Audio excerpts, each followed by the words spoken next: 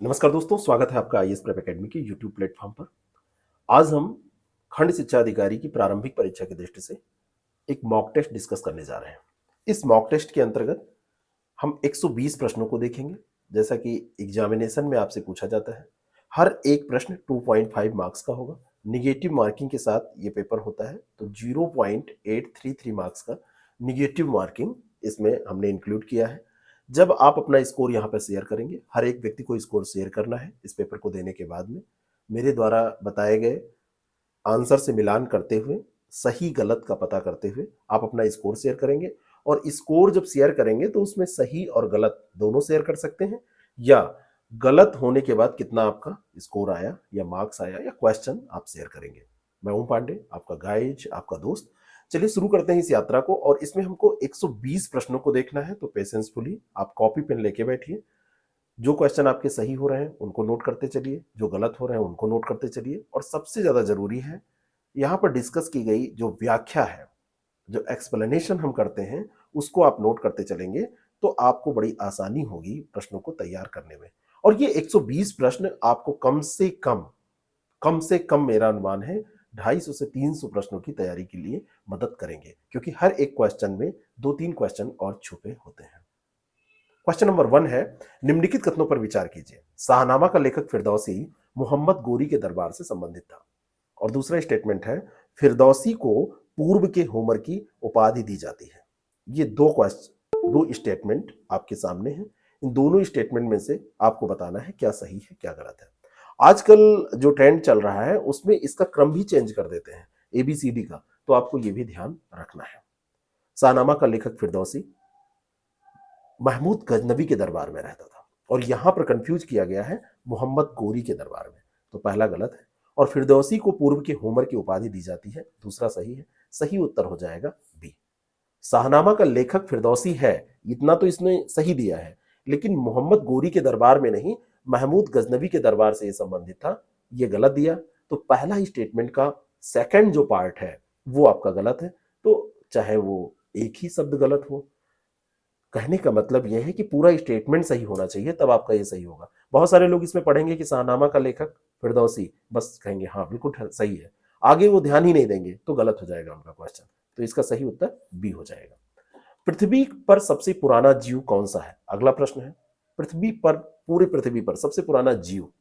जब जीव की बात की जाती है तो हमारा ध्यान चला जाता है कि जो चलते हैं और जो खाते पीते हैं, जैसे मनुष्य भी एक जीव है, और जानवरों की हम बात करने लगते हैं।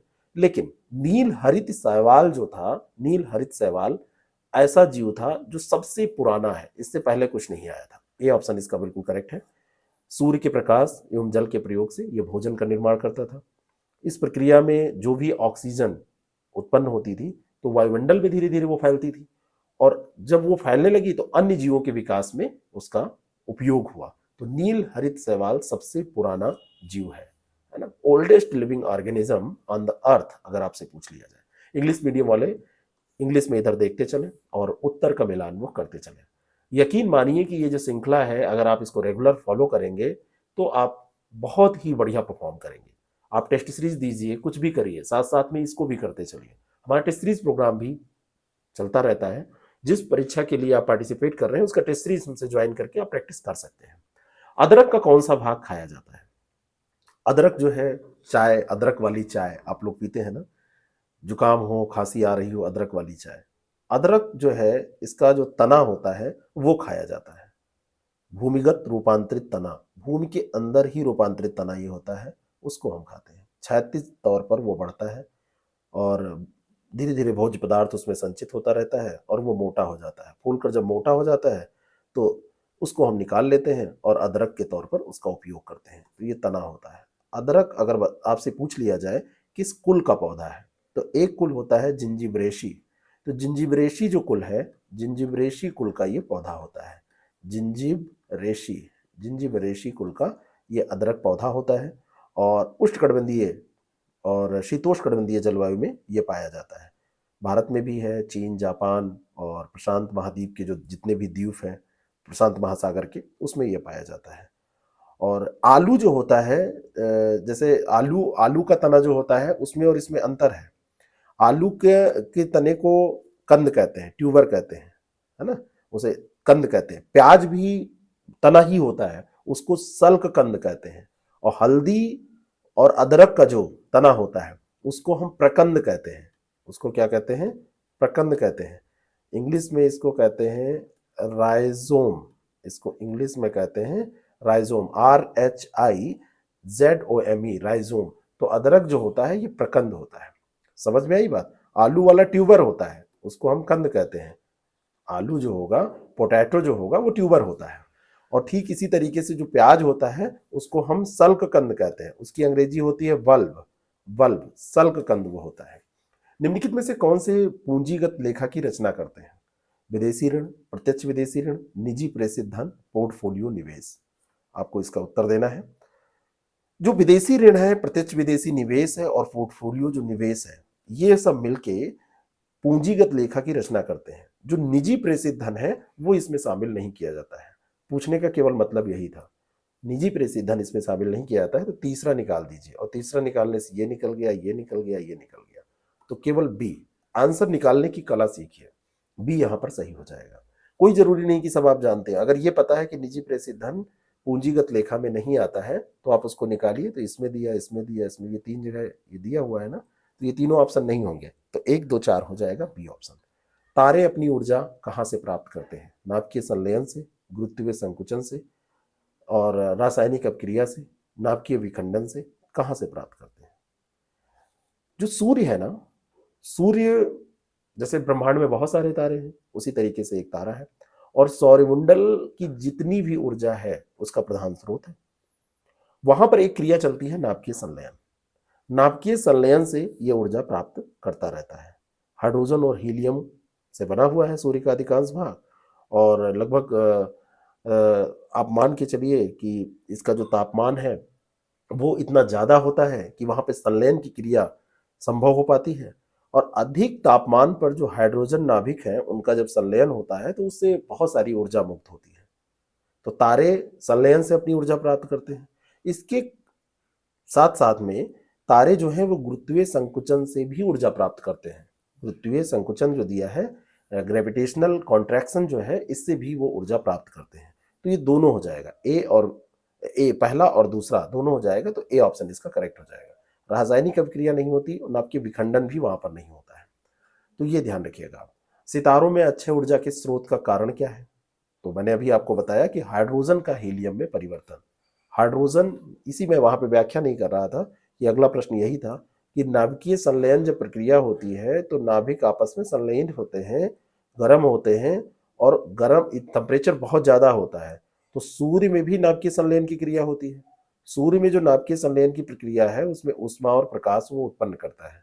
हाइड्रोजन का जो नाभिक है वो संलयित होकर क्या होता है, हाइड्रोजन का नाभिक हीलियम के नाभिक में परिवर्तित हो जाता है। तो हाइड्रोजन का हीलियम में परिवर्तन होता है, हीलियम का हाइड्रोजन में नहीं, याद रखिएगा, हाइड्रोजन का हीलियम में परिवर्तन होता है। और इसी से जो अक्षय ऊर्जा है तारों की या सितारों की, स्टार्स की, वो प्राप्त होती है। भोजन, काम और उत्पादन का नारा निम्नलिखित में से किसने दिया था? भोजन, काम और उत्पादन तो किस में दिया गया था? तो ये 7वीं पंचवर्षीय योजना थी, 1985 की बात है। 1985 के 90 से 90 के बीच में ये एक पंचवर्षीय योजना चली, जो सातवां क्रम था उसका। गरीबी, बेरोजगारी और क्षेत्रीय विषमता पर उसमें प्रहार किया गया था। और इस योजना में ऐसी नीतियां बनाई गई थी कि खाद्यान्नों का जो उत्पादन है उसमें तीव्र वृद्धि हो सके, रोजगार के अवसरों को भी बढ़ाया जा सके। तो भोजन, काम और उत्पादन, और साथ में उत्पादकता में वृद्धि हो सके, ये तीनों बातें की गई थी। तो ये 7वीं पंचवर्षीय योजना है। आप लिस्ट उठाइए और उसमें हर योजना का मोटिव अलग अलग था, उसको पढ़ डालिए। निम्नलिखित पर विचार कीजिए। क्षेत्रीय ग्रामीण बैंक, अग्रणी बैंक योजना, नाबार्ड और भारतीय स्टेट बैंक, इन बैंकों के स्थापित होने का सही ऐतिहासिक क्रम आपको बताना है। सबसे पहले इसमें कौन स्थापित हुआ था, उसके बाद कौन हुआ, उसके बाद कौन हुआ? तो सबसे पहले हम सबकी देख लेते हैं स्थापना जो वर्ष है उसको देखते हैं। भारतीय स्टेट बैंक 1955, नाबार्ड जो है 1975, 1975, लीड बैंक योजना, अग्रणी बैंक योजना जिसे कहते हैं, ये 1969, और क्षेत्रीय जो ग्रामीण बैंक है इसकी जो नहीं, क्षेत्रीय ग्रामीण बैंक 1975 है। नाबार्ड जो है, नाबार्ड तो 1982 है ना, नाबार्ड 1982 है। ये मैं थोड़ा सा मिस हो गया। ठीक है, तो क्षेत्रीय जो ग्रामीण बैंक है ये 1969 है, जो कि आपका स्टेट बैंक के बाद होगा। तो पहला हो जाएगा इसमें, आप आइए, लीड बैंक योजना। और ये तो भारतीय स्टेट बैंक सबसे पहले आप करिए 4, 4 के बाद में आपका हो जाएगा 2, और 2 के बाद में हो जाएगा 1, है ना, 2 के बाद में आपका हो जाएगा 1, और नाबार्ड सबसे लास्ट में। 4 2 1 3, बी ऑप्शन इसका बिल्कुल करेक्ट हो जाएगा। नाबार्ड तो 1982 है, नाबार्ड 1982 है। अगला प्रश्न है, सूची फर्स्ट एंड सेकंड को सुमेलित कीजिए। देश और मुद्रा यहां पर दी है। कभी कभी आपसे ये पूछ ली जाती है, कोई एक चर्चा में रहेगा तो एक दो और साथ में लेके इसको पूछ लिया जाता है। मैक्सिको का पेसो होता है, ऑस्ट्रिया का सीलिंग होता है ना, तो ये 2 का बी हो जाए, फर्स्ट का बी हो जाएगा, सीलिंग 2 का डी हो जाएगा। जापान में एन चलता है तो ए हो जाएगा, और सऊदी अरब में रियाल चलता है सी। तो B D A C, B D A C, तो ये बी ऑप्शन इसका बिल्कुल करेक्ट हो जाएगा। अब ये सामान्य सा जीके का प्रश्न है, जीके का प्रश्न है, बस अंतर यह है कि 4 चीजें इसमें दे दी गई हैं सुमेलित करने में। भारतीय सामाजिक संरचना के मुख्य लक्षण है, ग्रामों में अधिक जनसंख्या, विभिन्न धर्म, विभिन्न जातियां, और निर्धनता। किससे है? तो भारत में जो सामाजिक संरचना होगी वो अधिक जनसंख्या, सामाजिक संरचना, सामाजिक मतलब जो सोशल स्ट्रक्चर है उसकी बात हो रही है। तो निर्धनता जो है ये इकोनॉमिक स्ट्रक्चर के अंतर्गत आता है। इकोनॉमिक स्ट्रक्चर की बात करेंगे तो ये आएगा। बाकी विभिन्न धर्म, जातियां, ये सब सोसाइटी का हिस्सा है। तो पहला, दूसरा और तीसरा, ये ऑप्शन इसका बिल्कुल करेक्ट हो जाएगा। भारतीय जो ग्राम है उसमें जनसंख्या खूब ज्यादा पाई जाती है, विभिन्न धर्मों के मानने वाले लोग भी वहां पे मिल जाएंगे, जातियां आपको मिल जाएंगी, है ना, उनकी उपजातियां मिल जाएंगी, संस्कृति, लिंगानुपात, ये सब आप देखेंगे तो ये सामाजिक संरचना के अंतर्गत आते हैं, है ना। और ये जो निर्धनता है ये सामाजिक आर्थिक आप कह सकते हैं, सोशियो इकोनॉमिक की बात करें तो ये इसके अंतर्गत आता है। वे पंजीकृत निर्यातक जिनका अनेक वर्षों तक निर्यात निष्पादन उच्च स्तरीय रहा है उनको क्या कहा जाता है? ये प्रश्न बहुत बार पूछा गया है, कई जगह पे, कई एग्जाम्स में ये प्रश्न पूछा गया है। ऐसे पंजीकृत निर्यातक जो निर्यात का काम करते हैं और जो रजिस्टर्ड है, अनेक वर्षों में उनका निर्यात निष्पादन उच्च स्तरीय रहा है, तो उनको स्टार व्यापार गृह के रूप में जाना जाता है। क्या कहते हैं उनको? स्टार व्यापार गृह के रूप में। ठीक है, ऐसे फिर होते हैं सुपर स्टार व्यापार गृह भी होते हैं, सुपर स्टार ट्रेडिंग हाउस भी होते हैं, और अनेक वर्षों तक इन्होंने लगातार अच्छा काम किया है। तो सी ऑप्शन इसका बिल्कुल करेक्ट हो जाएगा। निम्नलिखित में से किस सुल्तान से निजामुद्दीन औलिया ने भेंट करने से इनकार कर दिया था? कौन सुल्तान था? शेख निजामुद्दीन जो औलिया थे उनके बारे में कहा जाता है कि उन्होंने 7 सुल्तानों का शासनकाल देखा था। एक के बाद एक सत्तासीन होते रहे सुल्तान, और वो जिंदा रहे, वो देखते रहे, कभी किसी के दरबार में नहीं गए। सुल्तान जलालुद्दीन ने शेख से मिलने का समय मांगा, बहुत प्रयास किया कि ये आते नहीं है, चलो हम ही मिलाते हैं। तो शेख के शिष्य उस समय हुआ करते थे अमीर खुसरो, जलालुद्दीन शेख, सॉरी, जलालुद्दीन ने मांगा, और शेख यानी कि ये इनकी जो निजामुद्दीन की बात हम कर रहे हैं। तो वहां जब ये थे अमीर खुसरो, तो अमीर खुसरो के माध्यम से भी उन्होंने प्रयत्न किया, और प्रयत्न करने के बाद जो है वो सुल्तान जब देखा उन्होंने कि आने वाले हैं, तो वो वहां से हट गए, अलग चले गए। ठीक है ना।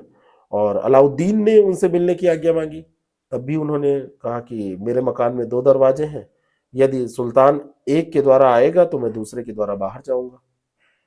यानी कि अलाउद्दीन से मिलने से उन्होंने इनकार कर दिया था, सीधी सीधी जो बात है, सीधा उन्होंने इनकार कर दिया था। ठीक है, तो ये ध्यान रखिएगा, अलाउद्दीन के बारे में ये बात कही जाती है। थोड़ा सा ये टफ क्वेश्चन है, ये ऑप्शनल लेवल का क्वेश्चन है, लेकिन पूछा जा सकता है। सूची फर्स्ट सेकंड का आपको मिलान करना है, यूपी स्पेशल का ये प्रश्न है, इसको आप देखिए। तो एबीसीडी इधर दिया है, बिरहा, कजरी, मल्हार, रसिया, आपको बताना है कि कहाँ पर क्या, भोजपुरी, अवधी, ब्रजी, कौरवी। तो बिरहा जो है ये भोजपुरी है, ए का 1 हो जाएगा। कजरी जो है, कजरी आपका अवधी है, तो बी का 2। मल्हार आपका ब्रजी है 3, और रसिया जो है, रसिया कहाँ का है, रसिया ब्रजी होगा, रसिया हो जाएगा ब्रजी, और मल्हार जो है वो कारोवी हो जाएगा, रसिया ब्रजी होगा ना। तो 1 2 4 3, 1 2 4 3 डी ऑप्शन इसके बिल्कुल करेक्ट हो जाएंगे। ठीक है, प्रश्न को करना सीख लीजिए कि किस तरीके से उसको सॉल्व किया जाता है, बाकी चीजें आपकी हो जाएंगी। किस कारावास में पंडित राम प्रसाद बिस्मिल को फांसी दी गई थी? पंडित राम प्रसाद बिस्मिल को किस कारावास में फांसी दी गई थी? उत्तर प्रदेश में ही ये कारावास है, और 4 जिले जो दिए जा रहे हैं, 4 स्थान जो 4 शहर हैं, वो आपके यूपी के ही दिए जा रहे हैं। तो गोरखपुर में काकोरी कांड में पंडित राम प्रसाद बिस्मिल ने बहुत महत्वपूर्ण भूमिका निभाई थी 19 दिसंबर 1927 को, और गोरखपुर के मंडलीय कारागार में ही उनको फांसी की सजा दी गई थी 1927 में। तो ये कहाँ पे? गोरखपुर के मंडलीय कारागार में। सरफरोशी की तमन्ना अब हमारे दिल में है, देखना है जोर कितना बाजुए कातिल में है। ये इनका अमर गीत है जो सभी लोग गुनगुनाते हैं, सबको पता है, तो ये ध्यान रखिएगा। उत्तर प्रदेश को कितने सस्य जलवायु क्षेत्रों में विभाजित किया जाता है? ये यूपी स्पेशल भूगोल है, ज्योग्राफी है। उत्तर प्रदेश को कितने सस्य जलवायु क्षेत्रों में बांटा जाता है?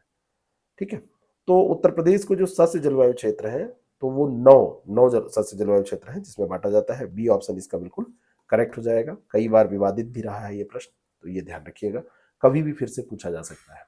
प्रदेश का सर्वाधिक विस्तृत पक्षी विहार कौन सा है? सबसे विस्तृत, सर्वाधिक विस्तृत 80 वर्ग किलोमीटर क्षेत्र में ये फैला हुआ है, कन्नौज जिले में है, और इसका नाम है लाख बहोसी पक्षी विहार। सी ऑप्शन इसका बिल्कुल करेक्ट हो जाएगा। भारत के बड़े पक्षी अभ्यारण्यों में से एक है। 1989 में इसकी स्थापना हुई थी, 1989 में। विदेशी पर्यटक भी आते हैं यहाँ पे, और विदेशी पक्षी भी यहाँ पर आते हैं, विदेशी पक्षी उड़कर यहाँ पर आते हैं। बाकी यहाँ पे गिलहरी, नीलगाय, बंदर, ये सब तो वैसे भी रहते हैं। किस धातु के हस्तकला उद्योग के लिए मुरादाबाद को जाना जाता है? यूपी स्पेशल का प्रश्न है। तो मुरादाबाद पीतल नगरी के तौर पे जानी जाती है। ए ऑप्शन इसका बिल्कुल करेक्ट हो जाएगा। पीतल हस्तशिल्प के लिए जिसको जाना जाता है। यहाँ पर कभी आपसे नदी पूछ ली जाए, तो यहाँ पर नदी है रामगंगा नदी। रामगंगा नदी के तट पर यह स्थित है, और भारत में तो इसका खपत होता ही है, निर्यात भी यहाँ से किया जाता है। अमेरिका, ब्रिटेन, कनाडा, अन्य जर्मनी में बहुत सारे मध्य पूर्व एशियाई देश हैं जहां पर इनको भेजा जाता है। उत्तर प्रदेश की सर्वाधिक जनसंख्या वाली जनजाति कौन सी है? भारत की नहीं, उत्तर प्रदेश की। उत्तर प्रदेश के साथ साथ में ये उत्तरांचल में भी पाई जाती है, उत्तराखंड में भी। तो ये थारू जो जनजाति है, ये ऑप्शन इसका बिल्कुल करेक्ट हो जाएगा। तराई क्षेत्रों में और भारत नेपाल की सीमा पर गोरखपुर और ये जो पूरा एरिया है वहां पर ये मिलेगी आपको। उत्तराखंड में आप जाएंगे तो नैनीताल में भी आपको मिल जाएगी, और इधर आप आएंगे तो नेपाल में भी ये मिलेंगे, गोरखपुर में मिल जाएंगे, गोंडा में मिल जाएंगे, खीरी लखीमपुर में, बहराइच, पीलीभीत जो पूरा हिस्सा है, बस्ती में, ये सब मिल जाएंगे। अगला जो प्रश्न है, उत्तर प्रदेश में 0 से 6 वर्ष आयु वर्ग जनसंख्या का सर्वाधिक प्रतिशत निम्नलिखित में से किस जिले में पाया जाता है? सर्वाधिक प्रतिशत 0 से 6 आयु वर्ग का, तो ये पाया जाता है बहराइच में। बी ऑप्शन इसका बिल्कुल करेक्ट है। यानी कि यहाँ की जो जन्म दर है ना, बर्थ रेट जो है वो ज्यादा है, इतना तो अंदाजा आप लगा सकते हैं ना। बर्थ रेट ज्यादा होगी तभी तो ये जनसंख्या आयु वर्ग 0 से 6 आयु वर्ग की जनसंख्या ज्यादा पाई जाएगी। कैसे पाई जाएगी? क्योंकि 0 से 6 मतलब ज्यादा पैदा हो रहे हैं, तभी पाई जा रही है। निम्नलिखित कथनों पर विचार कीजिए। उत्तर प्रदेश का जनसंख्या घनत्व भारत में किसी राज्य के जनसंख्या घनत्व से सर्वाधिक है, और भारत का जनसंख्या घनत्व 382 व्यक्ति प्रति वर्ग किलोमीटर है। 2011 की सेंसस के आंकड़े हैं, उसके बाद अभी कोई सेंसस के आंकड़े आए नहीं है। 382 ये तो सही आंकड़ा दे रहा है कि पॉपुलेशन डेंसिटी भारत की इतनी है, लेकिन भारत में सर्वाधिक जो जनसंख्या घनत्व है वो मैक्सिमम किसका है? वो बिहार का है, ना कि उत्तर प्रदेश का। तो पहला यहाँ पर गलत दिया हुआ है, दूसरा सही दिया है, तो बी ऑप्शन इसका बिल्कुल करेक्ट हो जाएगा। सर्वाधिक जनसंख्या घनत्व तो बिहार का है, बिहार में यह है 1102। यूपी का तो 828 ही है, 1102 बिहार का सबसे ज्यादा है। निम्नलिखित कथनों पर विचार कीजिए, जरा हमको बताइएगा टॉप 4 पॉपुलेशन डेंसिटी वाले जो राज्य हैं, स्टेट हैं, उनका जरा स्टेट बताइएगा, उनको लिखिएगा, कमेंट करके बताइएगा। निम्नलिखित कथनों पर विचार कीजिए। उत्तर प्रदेश में सर्वाधिक जनघनत्व वाला जनपद गाजियाबाद है और न्यूनतम जनघनत्व वाला जनपद बांदा है। फैक्चुअल प्रश्न है, पहला सही है, दूसरा इसलिए गलत है क्योंकि न्यूनतम में ललितपुर है। न्यूनतम में कौन सा है? ललितपुर है, बांदा नहीं है। तो पहला सही है, दूसरा गलत है। ए ऑप्शन इसका बिल्कुल करेक्ट हो जाएगा। अगला जो प्रश्न है, हाँ जरा टॉप में और बता देता हूँ, सबसे ज्यादा गाजियाबाद है। गाजियाबाद के बाद में वाराणसी है जनसंख्या घनत्व के मामले में। गाजियाबाद फर्स्ट हो गया, उसके बाद में आ जाएगा वाराणसी, वाराणसी के बाद में लखनऊ, और न्यूनतम में ललितपुर, ललितपुर से ज्यादा है सोनभद्र, और सोनभद्र से ज्यादा है हमीरपुर की, ये याद रखिएगा। निम्नलिखित में से कौन सा कथन सही है? भारत में कच्चे तेल का सर्वाधिक उत्पादन अपतटीय क्षेत्रों में होता है। बिल्कुल सही बात है। और राज्यों में कच्चे तेल का सर्वाधिक उत्पादन राजस्थान में होता है। अपतटीय क्षेत्र जो है, मुंबई हाई की बात आती है, वो भी भारत में सबसे ज्यादा उत्पादन करने वाला क्षेत्र है, वो अपतटीय क्षेत्र में ही आता है, ऑफशोर एरिया उसको बोलते हैं। और अगर आप आंतरिक भागों में आएंगे तो राज्यों में राजस्थान का सबसे प्रमुख स्थान है। तो सी ऑप्शन इसका बिल्कुल करेक्ट है। ये आंकड़ों के आधार पर ये प्रश्न है, तो डेटा कभी भी चेंज होगा, तो कभी भी आप जाइए एग्जाम देने तो उससे पहले डेटा अपडेट करके जाइए, जो लेटेस्ट आंकड़े हैं उसको करके जाइए। कालानुक्रमिक क्रम में निम्नलिखित 4 बाहरी हमलों की व्यवस्था करें और नीचे दिए गए कोड से सही उत्तर खोजें। पहला दिया है अहमद शाह अब्दाली, दूसरा चंगेज खां, तीसरा नादिर शाह और चौथा है तैमूर। चंगेज खां का जो आक्रमण हुआ था वो कब हुआ था? अहमद शाह अब्दाली का कब हुआ था? ऐसे क्रम आपको देखना है। इसमें सबसे पहले चंगेज खां का आक्रमण हुआ 1210 से 1236 के बीच की बात है, ये है ना। 1200 चंगेज खां का आक्रमण इल्तुतमिश के समय हुआ था, तो 1210 से 1236 ये इल्तुतमिश इस बीच में था, तो आप ये कह सकते हैं। तैमूर का आक्रमण नसीरुद्दीन महमूद के समय हुआ है, तो तैमूर आया था नसीरुद्दीन महमूद के समय अगर, तो 1398 के आसपास की बात है। और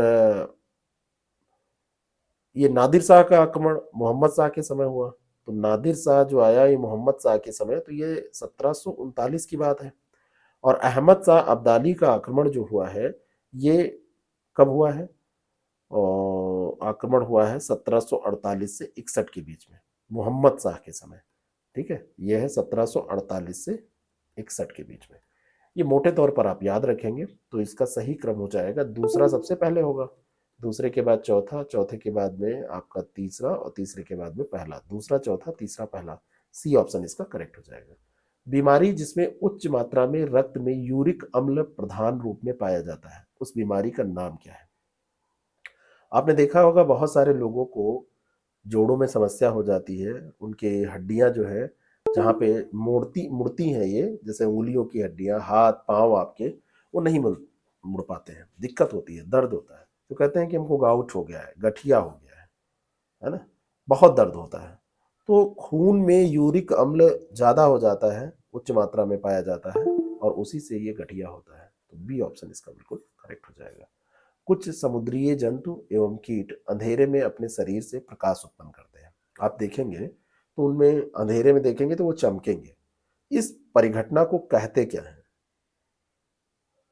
समुद्रीय प्रकृति में आप देखेंगे तो ये आपको ज्यादा मिलेंगे, उसके समुद्र के आसपास मिलने वाले ये कीट हैं। और मतलब इसमें आप कह सकते हैं, इसको हिंदी में कहा जाता है जीव दीप्ति। अब तो आप जान ही लेंगे इसको क्या कहते हैं, जीव दीप्ति। बायो ल्यूमिनिसेंस कहा जाता है, बायोल्यूमिनिसेंस कहा जाता है। तो बी ऑप्शन इसका बिल्कुल करेक्ट हो जाएगा, है ना। तो ये जो जीव होते हैं जो ऐसा करते हैं, उनके शरीर में फोटोफोर एक एंजाइम होता है। तो फोटोफोर अंग होता है, फोटोफोर अंग में एंजाइम पाया जाता है जो कि प्रकाश का उत्पादन करता है, और उसी से वो चमकने लगते हैं, है ना। तो ये उष्मा नहीं होती है इसमें, एक चीज ध्यान रखिएगा, ये केवल चमक होती है। अगर आप कहें कि इसे प्रकाश है तो उष्मा भी निकलती होगी, उष्मा का मतलब हीट जो है, हीट नहीं निकलती है, केवल लाइट होती है। सतत दो सम संख्याओं का गुणनफल इतना है तो छोटी संख्या क्या होगी? आपसे मैथ्स रीजनिंग भी सिंपल सी पूछी जाती है। तो यहाँ पर सतत दो सम संख्या है, तो आप एक x ले लीजिए, दूसरी x+2 ले लीजिए, और इसका क्योंकि गुणा है, इसका गुणनफल इतना है, तो इसको आप गुणा करेंगे तो x² + 2x इक्वल टू कितना हो जाएगा? ये आपका है 5,82,168। तो यही समीकरण बन जाएगा, 5,82,168। इस जब समीकरण को आप सॉल्व करेंगे तो इसको सॉल्व करने पे x का जो मान आएगा तो छोटी संख्या वो x हो जाएगी, तो इसका मान आ जाएगा 762। बी ऑप्शन इसका करेक्ट हो जाएगा।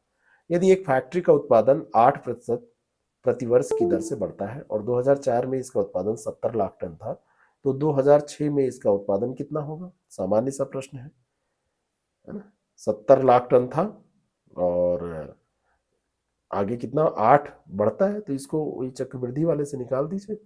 1 + 8 बाई ना 1000, और इसको आप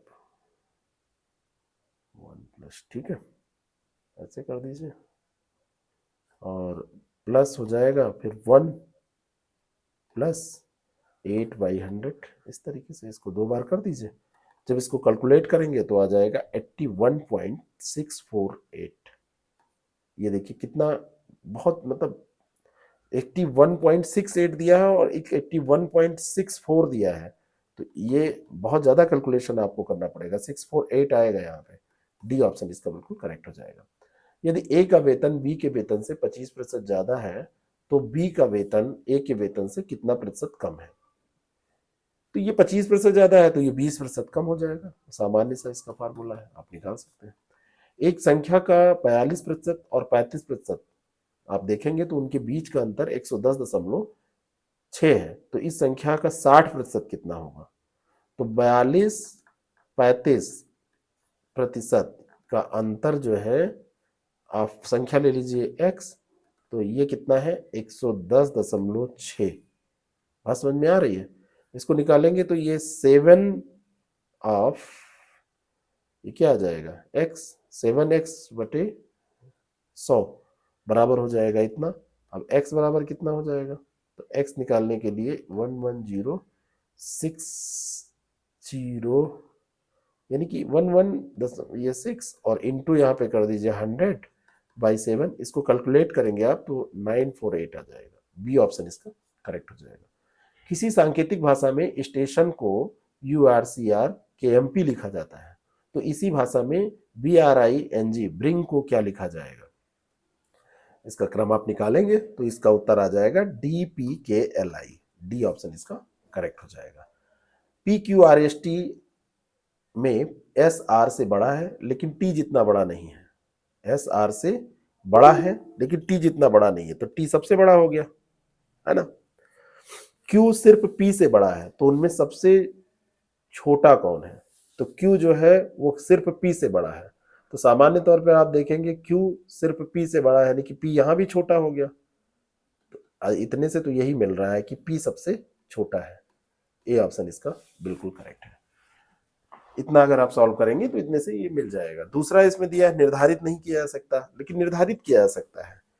T जितना बड़ा नहीं है, ये S जो है वो R से बड़ा है, तो S यहां हो गया, R से बड़ा है लेकिन T जितना, यानी कि T सबसे बड़ा हो गया। तो अब Q आया, Q सिर्फ P से बड़ा है, तो PQRST सब तो सेट हो गए, सो गया, तो P इसका सही उत्तर हो जाएगा। 5:30 बजे और 6 बजे के बीच किस समय घड़ी की दोनों सुइयों के बीच में समकोण की स्थिति होगी? कौन सा टाइम होगा? तो ये 5:43 सही, 7/11 आंसर इसका रट भी आप सकते हैं कि ऐसा होता है, और दूसरा इसको आप सॉल्व भी कर सकते हैं। किसी घड़ी का सही समय का मिलान 5 AM पर किया जाता है। घड़ी 24 घंटे में 16 मिनट पीछे हो जाती है। मैथ रीजनिंग में इसलिए नहीं करा रहा हूं यहाँ कि बहुत ज्यादा टाइम टेकिंग ना हो, ये तो जिसको आती है वो आराम से कर लेंगे, और जिसको नहीं आती है, डर लगता है, वो बहुत घबराए ना, जितना हो पाए वो आसानी से करें। बाकी बहुत सारे सब्जेक्ट हैं उनको करके वो इसको कर सकते हैं, ठीक है। तो अगला जो प्रश्न है कि इस घड़ी में 24 घंटे 16 में ये 16 मिनट पीछे हो जाती है, और सही समय इसका 5 AM पर मिलान किया जाता है। तो इस घड़ी द्वारा चौथे दिन 10 PM पर वास्तविक समय क्या होगा? 24 घंटे में 16 मिनट पीछे होती है, सामान्य सा आप लगा सकते हैं। तो चौथे दिन इसका क्या होगा? तो चौथे दिन 10 PM पर इसका वास्तविक समय 24 घंटे में 16 मिनट, धीरे धीरे धीरे ये 4 दिन आपको जाना है, तो इसका समय क्या हो जाएगा? तो ये 11 PM पहुंच जाएगी। ये AM थी ना, ये PM हो जाएगा, घट जाएगा। आप इसको कैलकुलेट करके देखेंगे तो ये 11 PM पहुंच जाएगी, ठीक है ना। तो ए ऑप्शन इसका बिल्कुल करेक्ट हो जाएगा।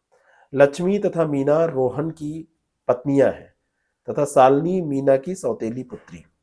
लक्ष्मी शालिनी से किस प्रकार संबंधित है?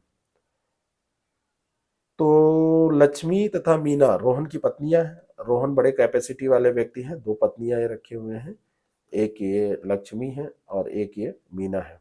ठीक है, रोहन की पत्नियां हैं और शालिनी जो है ये मीना की सौतेली पुत्री है। ये मीना की सौतेली पुत्री है, तो लक्ष्मी शालिनी से किस प्रकार संबंधित है? तो ये इसकी माँ हो जाएगी, है ना। जो लक्ष्मी है, शालिनी है, ये मीना की सौतेली पुत्री है, यानी कि लक्ष्मी की पुत्री है। मीना की सौतेली पुत्री है, यानी कि ये लक्ष्मी की पुत्री है, ये शालिनी। अब पूछ रहे हैं कि लक्ष्मी शालिनी से किस प्रकार संबंधित है, तो ये माँ हो जाएगी। बात समझ में आ रही है? ऐसा निम्नलिखित में से कौन सा चिन्ह और संख्या के आपस में अदला बदली से दिया गया समीकरण सत्य हो जाएगा? कैसे आप करेंगे? प्लस माइनस को बदलेंगे या 2 और 3 को बदलेंगे या दोनों को बदलेंगे, मतलब दोनों ऑप्शन दिए हैं। तो यहां पर देखिए सामान्य सा प्रश्न है, आप प्लस और माइनस को बदल दीजिए और साथ में 2 और 3 को बदल दीजिए।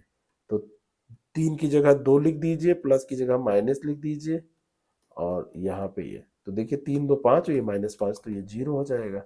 तो प्लस और माइनस को और 2 और 3 को बदलने से ये समीकरण सत्य हो जाएगा। निम्नलिखित श्रृंखला में अगला अक्षर कौन सा होगा? BDF, CFI, DHL, ऐसे डॉट डॉट डॉट आगे क्या होगा? तो क्रम देखिए, B के बाद C के बाद D, तो D के बाद में क्या आ जाएगा? E, और D के बाद E के छोड़ के F आ रहा है, EF, G छोड़ के H आ रहा है, ऐसे चल रहा है ना। तो I छोड़ के J आ जाएगा, तो EJ यहीं से ये हो गया। C ऑप्शन इसका करेक्ट हो गया, आगे जाने की जरूरत नहीं पड़ेगी कि अगला O हो जाएगा। अगर यहाँ 2 ऑप्शन ऐसे होते इजी तो आप उसका कर लेते। निम्नलिखित में से किस वायसराय के कार्यकाल में भारतीयों को राय बहादुर और खान बहादुर की उपाधियां प्रदान करना प्रारंभ हुआ था? उस समय वायसराय कौन था, ये आपसे पूछा जा रहा है। तो भारतीयों को राय बहादुर और खान बहादुर की उपाधियां जो दी गई थी वो लॉर्ड लिटन जो था उसी के समय दी गई थी। बी ऑप्शन इसका बिल्कुल करेक्ट है। वर्नाकुलर प्रेस एक्ट के लिए जाना जाता है, वर्नाकुलर प्रेस एक्ट के लिए ये जाना जाता है। 1878 की बात है, लॉर्ड लिटन के कार्यकाल में ही ये पारित हुआ था। ए एक दीवार का निर्माण 8 दिन में कर सकता है, बी उसे 3 दिन में तोड़ सकता है, ए के 4 दिन तक कार्य करने के पश्चात बी उसके साथ केवल 2 दिनों के लिए शामिल हो जाता है। अब ए अकेले से इस दीवार का निर्माण कितने दिनों में करेगा? तो ए, इसको 1 दिन का वर्क आप निकालेंगे, वो 8 दिन में कर सकता है, तो 1 दिन का वर्क ए का 1/8 हो जाएगा। बी उसे 3 दिन में तोड़ सकता है ना, तो उसका 1/3 हो जाएगा, बी का भले तोड़ सकता है। ठीक है, इस तरीके से आप इसको कैलकुलेट करेंगे तो 4 दिन का आप निकालेंगे ए का वर्क, तो यहाँ पर गुणे 4 हो जाएगा, गुणे 4 यानी कि 1/2 बचेगा।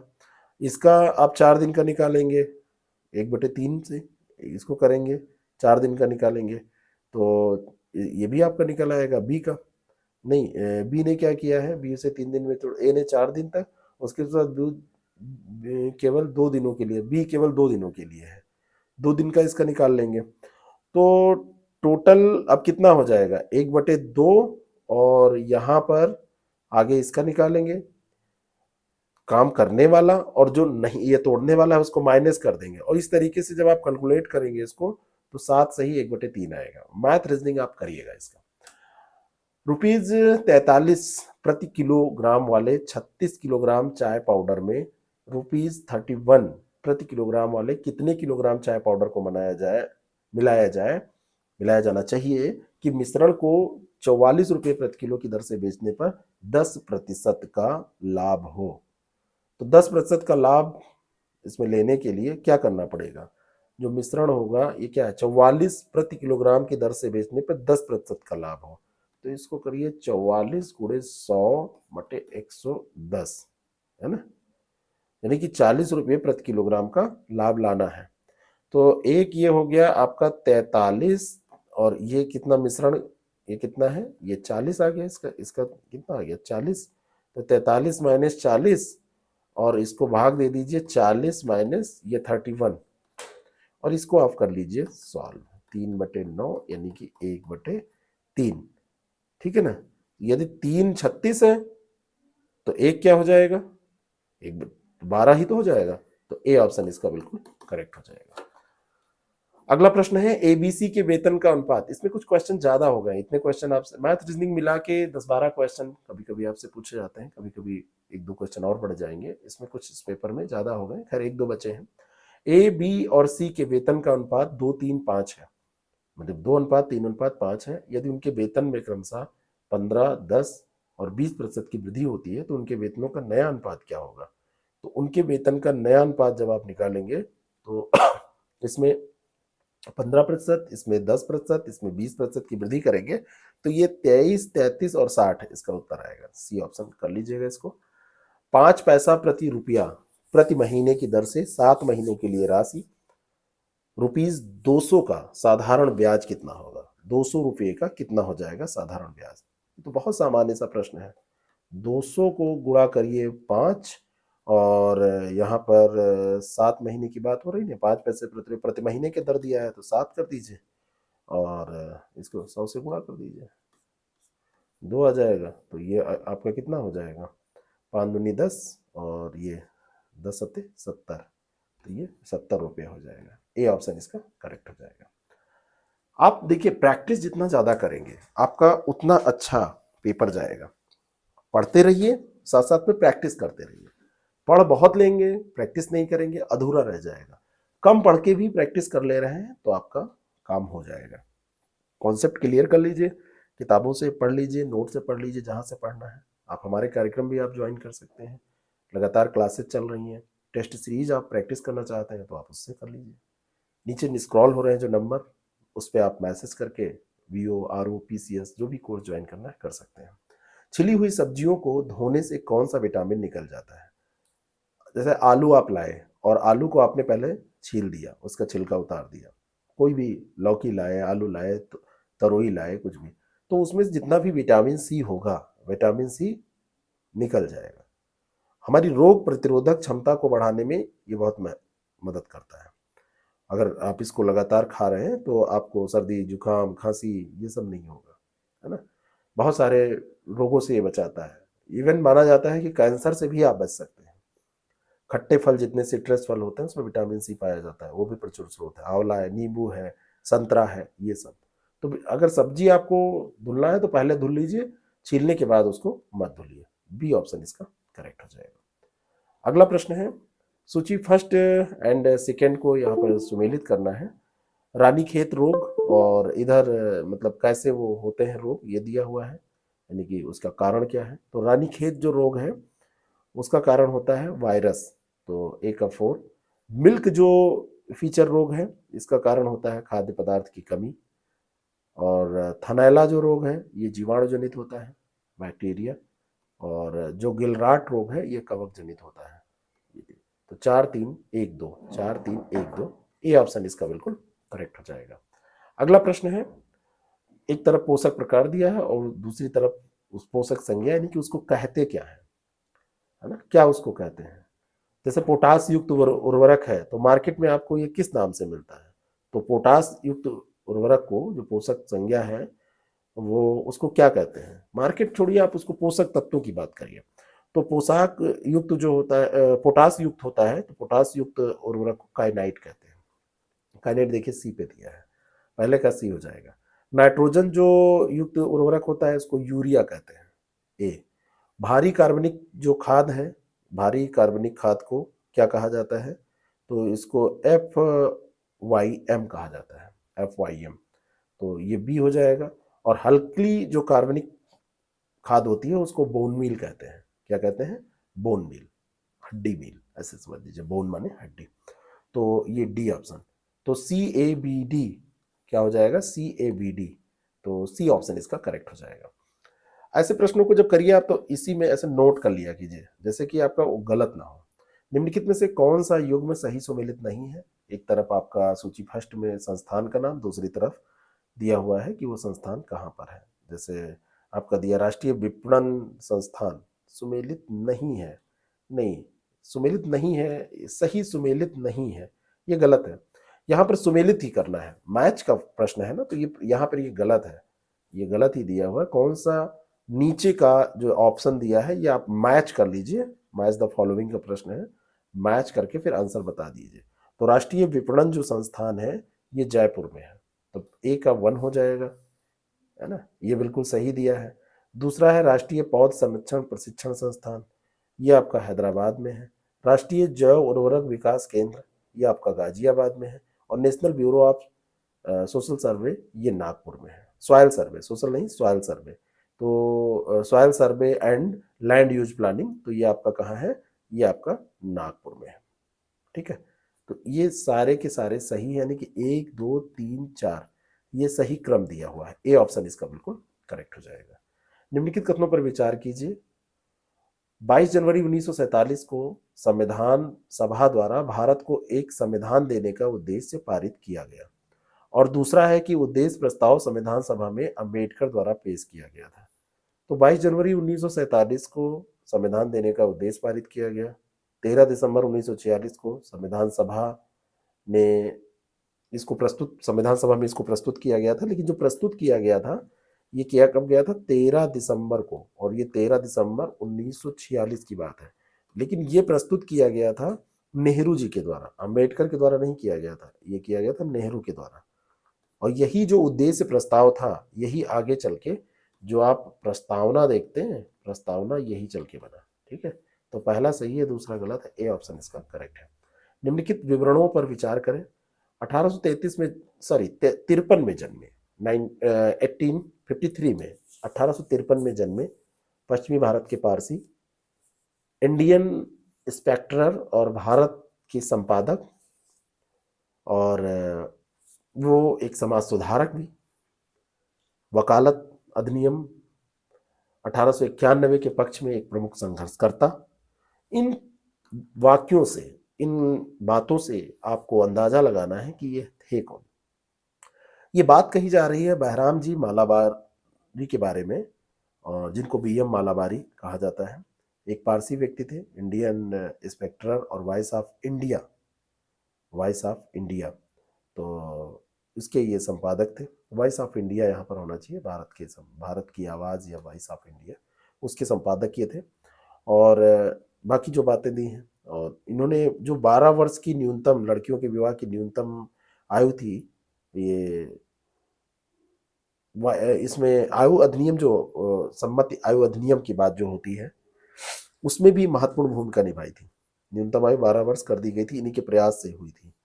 और बाल गंगाधर तिलक इसका विरोध कर रहे थे, और ये जो थे ये इसमें कोशिश कर रहे थे कि ये आयु जो है ये इतनी कम नहीं होनी चाहिए। समस्याएं होती है लड़कियों की, बहुत सारी समस्या, उनको बहुत कम उम्र में माँ बनना पड़ेगा, इतनी जिम्मेदारियां, उनका पूरा बचपन छिन जाना। आप सोचिए 12 साल की लड़की की शादी कर दी जाए। निम्नलिखित कथनों पर विचार कीजिए।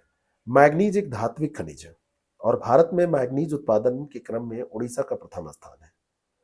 अभी वर्तमान समय में दोनों बातें ये सही हैं, पहला और दूसरा दोनों सही हैं। उड़ीसा का प्रथम स्थान है, दूसरे स्थान पर भी महाराष्ट्र है, लेकिन इन फ्यूचर अगर ये डेटा चेंज होता है तो आप उसको देख लीजिएगा। इस समय तो दोनों सही हैं, सी ऑप्शन इसका बिल्कुल करेक्ट हो जाएगा। पहला यहाँ पर उड़ीसा है, और उड़ीसा के बाद में सेकेंड स्थान पर महाराष्ट्र है उत्पादन में। निम्नलिखित कथनों पर विचार कीजिए। भगवान शिव को समर्पित बृहदेश्वर मंदिर तमिलनाडु के तंजावुर में कावेरी नदी के उत्तरी तट पर स्थित है। दूसरा है कि यह मंदिर यूनेस्को की विश्व विरासत स्थल सूची में शामिल है, जिसे महान प्राणवान चोल मंदिर के रूप में जाना जाता है। पहला स्टेटमेंट आप देखिए ध्यान से, भगवान शिव का मंदिर है बृहदेश्वर मंदिर, यहां तक की तो कोई बात नहीं है। तंजावुर में है, तंजावुर तमिलनाडु में है, यहां भी सही है। कावेरी नदी के उत्तरी नहीं, ये दक्षिणी तट पर स्थित है, तो ये गलत हो गया। इतना माइन्यूट लेवल का इसमें मिस्टेक किया गया है, और यूनेस्को की विश्व विरासत स्थल सूची में है, सही है। तो दूसरा सही है, पहला गलत है, बी ऑप्शन इसका करेक्ट हो जाएगा। किस शैली में बना है? द्रविड़, द्रविड़ शैली में ये निर्मित है। नागर वेसर द्रविड़, उत्तर भारत, उत्तर भारत के बाद में आप मध्य में आएंगे वेसर आएगा, नागर वेसर, और फिर सबसे साउथ में जाएंगे तो द्रविड़ आएगा। उर्दू के विषय में निम्नलिखित कथनों पर विचार कीजिए। उर्दू भारत के संविधान की 8वीं अनुसूची में सूचीबद्ध 22 आधिकारिक भाषाओं में से एक है। दूसरी बात है कि यह भारतीय करेंसी नोटों पर लिखित 15 भारतीय भाषाओं में से एक है। एक प्रश्न आपसे पूछ लिया जाए कि करेंसी जो नोट है, हमारे यहाँ करेंसी है, उस पर कितनी भाषा में लिखा रहता है, तो वो 15 भाषाओं में लिखा रहता है। उनमें से एक भाषा उर्दू भी है और 8वीं अनुसूची में जो 22 आधिकारिक भाषा है उनमें से भी है, उनमें शामिल है। तो दोनों बातें यहाँ पर सही है। सी ऑप्शन इसका बिल्कुल करेक्ट हो जाएगा, सी। निम्नलिखित झील व राज्य सुमेलित करने हैं। पवई, लोकटक, सूरजकुंड। सूरजकुंड जो झील है वो यही गलत दिया हुआ है, ये हरियाणा में है। तो सुमेलित युग्म की पहचान करनी है, तो ये तो तीसरा तो गलत हो गया। पवई महाराष्ट्र में है, पहला सही है। दूसरा देखें लोकटक, तो लोकटक मणिपुर में है, यहाँ पे मेघालय दिया हुआ है, ये भी गलत है। ये कहाँ पर है? मणिपुर में है। तो ए ऑप्शन इसका बिल्कुल करेक्ट हो जाएगा, केवल एक सही है। मौलिक कर्तव्यों में शामिल है समरसता जागृत रखना, मतदान करना, कर अदायगी करना, परिवार नियोजन। मौलिक कर्तव्य में क्या शामिल है? समरसता जागृत करना तो शामिल है, मतदान करना भी आपका मौलिक अधिकार है, कर अदायगी करना मौलिक अधिकार नहीं है, और परिवार नियोजन भी इसमें शामिल नहीं है। तो पहला और दूसरा हो जाएगा। मौलिक कर्तव्य जो है वो भारत की एकता को, भारत के प्रति जो देशभक्ति की भावना है उसको बढ़ाने, उसको बनाए रखने में भारत के सभी नागरिकों को जो उनके नैतिक दायित्व हैं उनको समझाते हैं, नैतिक दायित्वों का भान कराते हैं। चतुर्थ भाग हमारे संविधान का, उसमें ये वर्णित है और ये नीति निर्देशक सिद्धांतों की तरह कानूनी रूप से लागू नहीं किए जा सकते। ठीक है, तो मूल कर्तव्यों में मतदान, कर अदायगी, परिवार नियोजन, ये सब शामिल नहीं है, है ना। इसमें अगर सही देखा जाए मतदान भी इसमें कहाँ होगा, मूल कर्तव्य कहाँ, मौलिक कर्तव्य कहाँ है, तो इसको तो सी करना पड़ेगा ना। ये परिवार नियोजन भी इसमें नहीं है और ये भी नहीं है। ठीक है, मूल कर्तव्यों में तो ये भी नहीं होगा, तो इसका सी ऑप्शन हो जाएगा। इसको थोड़ा सा ध्यान दीजिए, जब मैंने इसको सही से रेट किया तो थोड़ा सा दिमाग में ये बात आप रखिए। भारत के सभी लोगों में समरसता और भ्रातृत्व की भावना को जागृत रखना, ये सब शामिल है, समरसता बनाए रखना, लेकिन मतदान करना नहीं है। लीगल राइट हो सकता है, मौलिक कर्तव्य नहीं है। गलत मैं बोल गया था, तो सी ऑप्शन इसका करेक्ट हो जाएगा। बात समझ में आ रही है? सी ऑप्शन इसका करेक्ट हो जाएगा। आगे बढ़ते हैं। जलवाष्प एवं धूल कण सहित वायुमंडल विभिन्न प्रकार की गैसों का मिश्रण है। इनमें पाई जाने वाली गैसों का सही अवरोही क्रम कौन सा है? कौन सी गैस सबसे ज्यादा पाई जाती है? तो नाइट्रोजन जो है वो सबसे ज्यादा पाई जाती है, 78%। नाइट्रोजन का प्रतिशत आप देखेंगे तो आपको सबसे ज्यादा मिलेगा 78%, 78.1 बोला जाता है। दूसरे नंबर पर ऑक्सीजन आपको मिलेगी 20.89%, 9%। ऑर्गन की जो मात्रा है वो बहुत कम है, 0.9% है। और जब आप कार्बन डाइऑक्साइड को देखेंगे तो ये कार्बन डाइऑक्साइड और कम मिल जाएगी, 0.03%। अब अवरोही क्रम में आप सेट करिए तो दूसरा, पहला, तीसरा, चौथा, दूसरा, पहला, तीसरा, चौथा, ए ऑप्शन इसका करेक्ट हो जाएगा। भूमध्य सागरीय वनों के संदर्भ में सही आपको बताना है। यह प्रदेश सिट्रस फलों के लिए प्रसिद्ध है। और दूसरा है, इस प्रकार के जो वन होते हैं वो उच्च अक्षांशों के महाद्वीपों के पश्चिमी सीमांतों पर शीतकालीन वर्षा प्रदेशों में मिलते हैं। भूमध्य सागरीय वन सिट्रस फलों के लिए जाने जाते हैं, सही है। उच्च अक्षांशों पर नहीं मिलते हैं, मध्य अक्षांशों पर मिलते हैं, तो ये गलत है। पश्चिमी सीमांतों पर, बाकी ठीक है, शीतकालीन वर्षा होती है, पश्चिमी सीमांत ये होता है जहां पे मिलते हैं, लेकिन ये मध्य अक्षांश है, उच्च अक्षांश नहीं। तो पहला सही है, दूसरा गलत हो जाएगा। निम्नलिखित कथनों पर विचार कीजिए। राष्ट्रीय आय लेखांकन किसी भी अर्थव्यवस्था में समग्र रूप से आर्थिक गतिविधियों के मापन के लिए होता है। प्रोफेसर पीगू को राष्ट्रीय आय लेखांकन का जनक माना जाता है। राष्ट्रीय आय लेखांकन ऐसी विधियां हैं, ऐसी तकनीक है जिनका उपयोग करके कोई भी अर्थव्यवस्था, जहां की समस्त आर्थिक गतिविधियां आप माप सकें। एक व्यक्ति या संस्था की आय की गणना जैसे की जाती है, ठीक उसी तरीके से जब देश की आय की गणना की जाती है तो उसमें राष्ट्रीय आय लेखांकन विधि का उपयोग किया जाता है। तो पहला तो ये सही है। लेकिन इसके जो जनक हैं वो प्रोफेसर पीगू नहीं थे, इसके जनक थे साइमन कुजनेट्स। तो दूसरा गलत हो जाएगा। इसका नाम ध्यान रखिएगा, साइमन कुजनेट्स। साइमन कुजनेट्स जो थे वो इसके जनक थे। तो दूसरा गलत है, पहला सही है। केवल एक सही हो जाएगा। निम्नलिखित कथनों पर विचार कीजिए। संसद के सत्र में समय शीघ्र कार्यवाही आवश्यक हो तो राज्याध्यक्ष द्वारा जारी किया गया आदेश अध्यादेश कहलाता है और यह किसी निश्चित समय के लिए जारी किया जाता है। दो स्टेटमेंट यहां पर दिए। जब संसद का सत्र चल रहा है तो संसद के सत्र के समय नहीं, संसद के सत्र का जब अवसान होता है, सत्रावसान हो गया हो और ऐसी स्थिति में जब शीघ्र कार्रवाई की आवश्यकता होती है तब राज्याध्यक्ष के द्वारा जारी किया गया आदेश अध्यादेश कहलाता है। अध्यादेश तभी जारी किया जाता है, सत्र के समय नहीं। तो पहला यहां पर ये गलत दिया है। ये किसी निश्चित समय के लिए जारी किया जाता है, ये बिल्कुल सही है। थ्योरी इसकी यही कहती है कि ये निश्चित समय के लिए रहेगा। तो केवल दो सही हो जाएगा, बी। उत्तर प्रदेश में भौगोलिक क्षेत्रफल की दृष्टि से सर्वाधिक व न्यूनतम क्षेत्रफल वाला जिला कौन सा है? फैक्चुअल प्रश्न है। लखीमपुर खीरी सबसे बड़ा है, हापुड़ सबसे छोटा है। ए ऑप्शन इसका बिल्कुल करेक्ट हो जाएगा। लखीमपुर खीरी के बाद में आप देखेंगे तो आपको सोनभद्र मिलेगा बड़े में, फिर आपको हरदोई मिलेगा और फिर आपको सीतापुर मिलेगा। ये सर्वाधिक क्षेत्रफल वाले जिले हैं, सीतापुर मिलेगा। और आगे आप बढ़ेंगे इधर, दूसरा जो है न्यूनतम क्षेत्रफल, तो सबसे छोटा आपका हापुड़ है और हापुड़ से बड़ा आपका हो जाएगा गाजियाबाद, गाजियाबाद से बड़ा संत रविदास नगर और उससे बड़ा हो जाएगा आपका शामली। तो ये क्रम याद रखिएगा। उत्तर प्रदेश का निम्नलिखित में से कौन सा जिला अंतर्राष्ट्रीय सीमा नहीं बनाता? बहराइच नेपाल के साथ बनाता है, श्रावस्ती भी बनाता है नेपाल के साथ में, बलरामपुर भी बनाता है, चंदौली नहीं बनाता है। तो सी ऑप्शन इसका करेक्ट हो जाएगा। 7 जिले हैं जो अंतर्राष्ट्रीय सीमा बनाते हैं, 3 ये हो गए।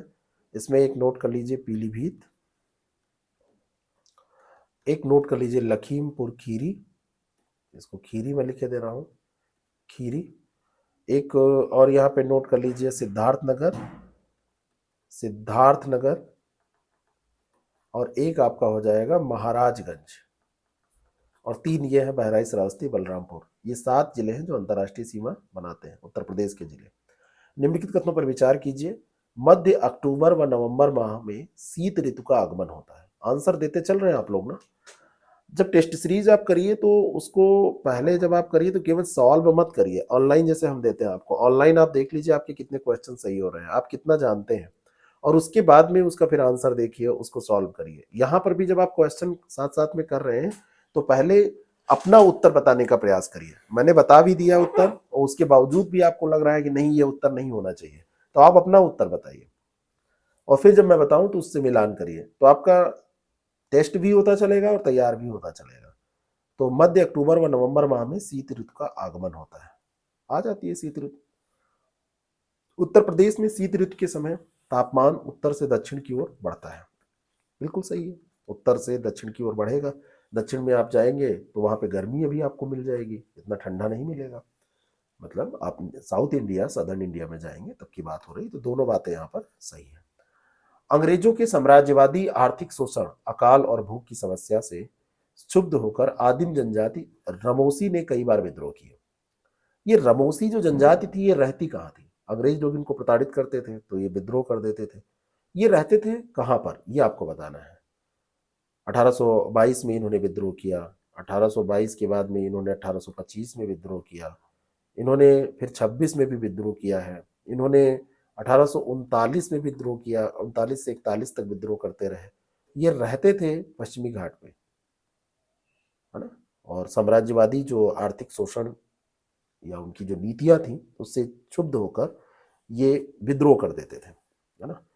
चित्तर सिंह, नरसिंह दत्तात्रेय, ये लोग इसके नेता थे।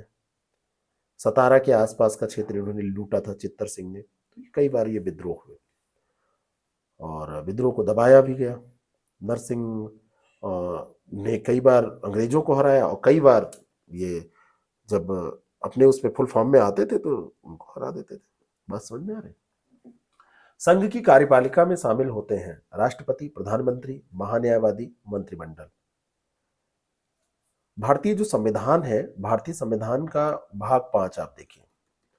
भाग 5 में जो अनुच्छेद 52 से 58 तक है, आर्टिकल 52 से 58, ऐसे ही याद कर लीजिए इसको। इसमें संघ की कार्यपालिका का वर्णन है। राष्ट्रपति, उपराष्ट्रपति, प्रधानमंत्री, मंत्रिमंडल और न्यायवादी, महान्यायवादी जो है। यानी कि यहाँ पे अगर वाइस प्रेसिडेंट भी दिया होता तो वो भी हो जाते। तो डी ऑप्शन यहाँ पे करेक्ट हो जाएगा।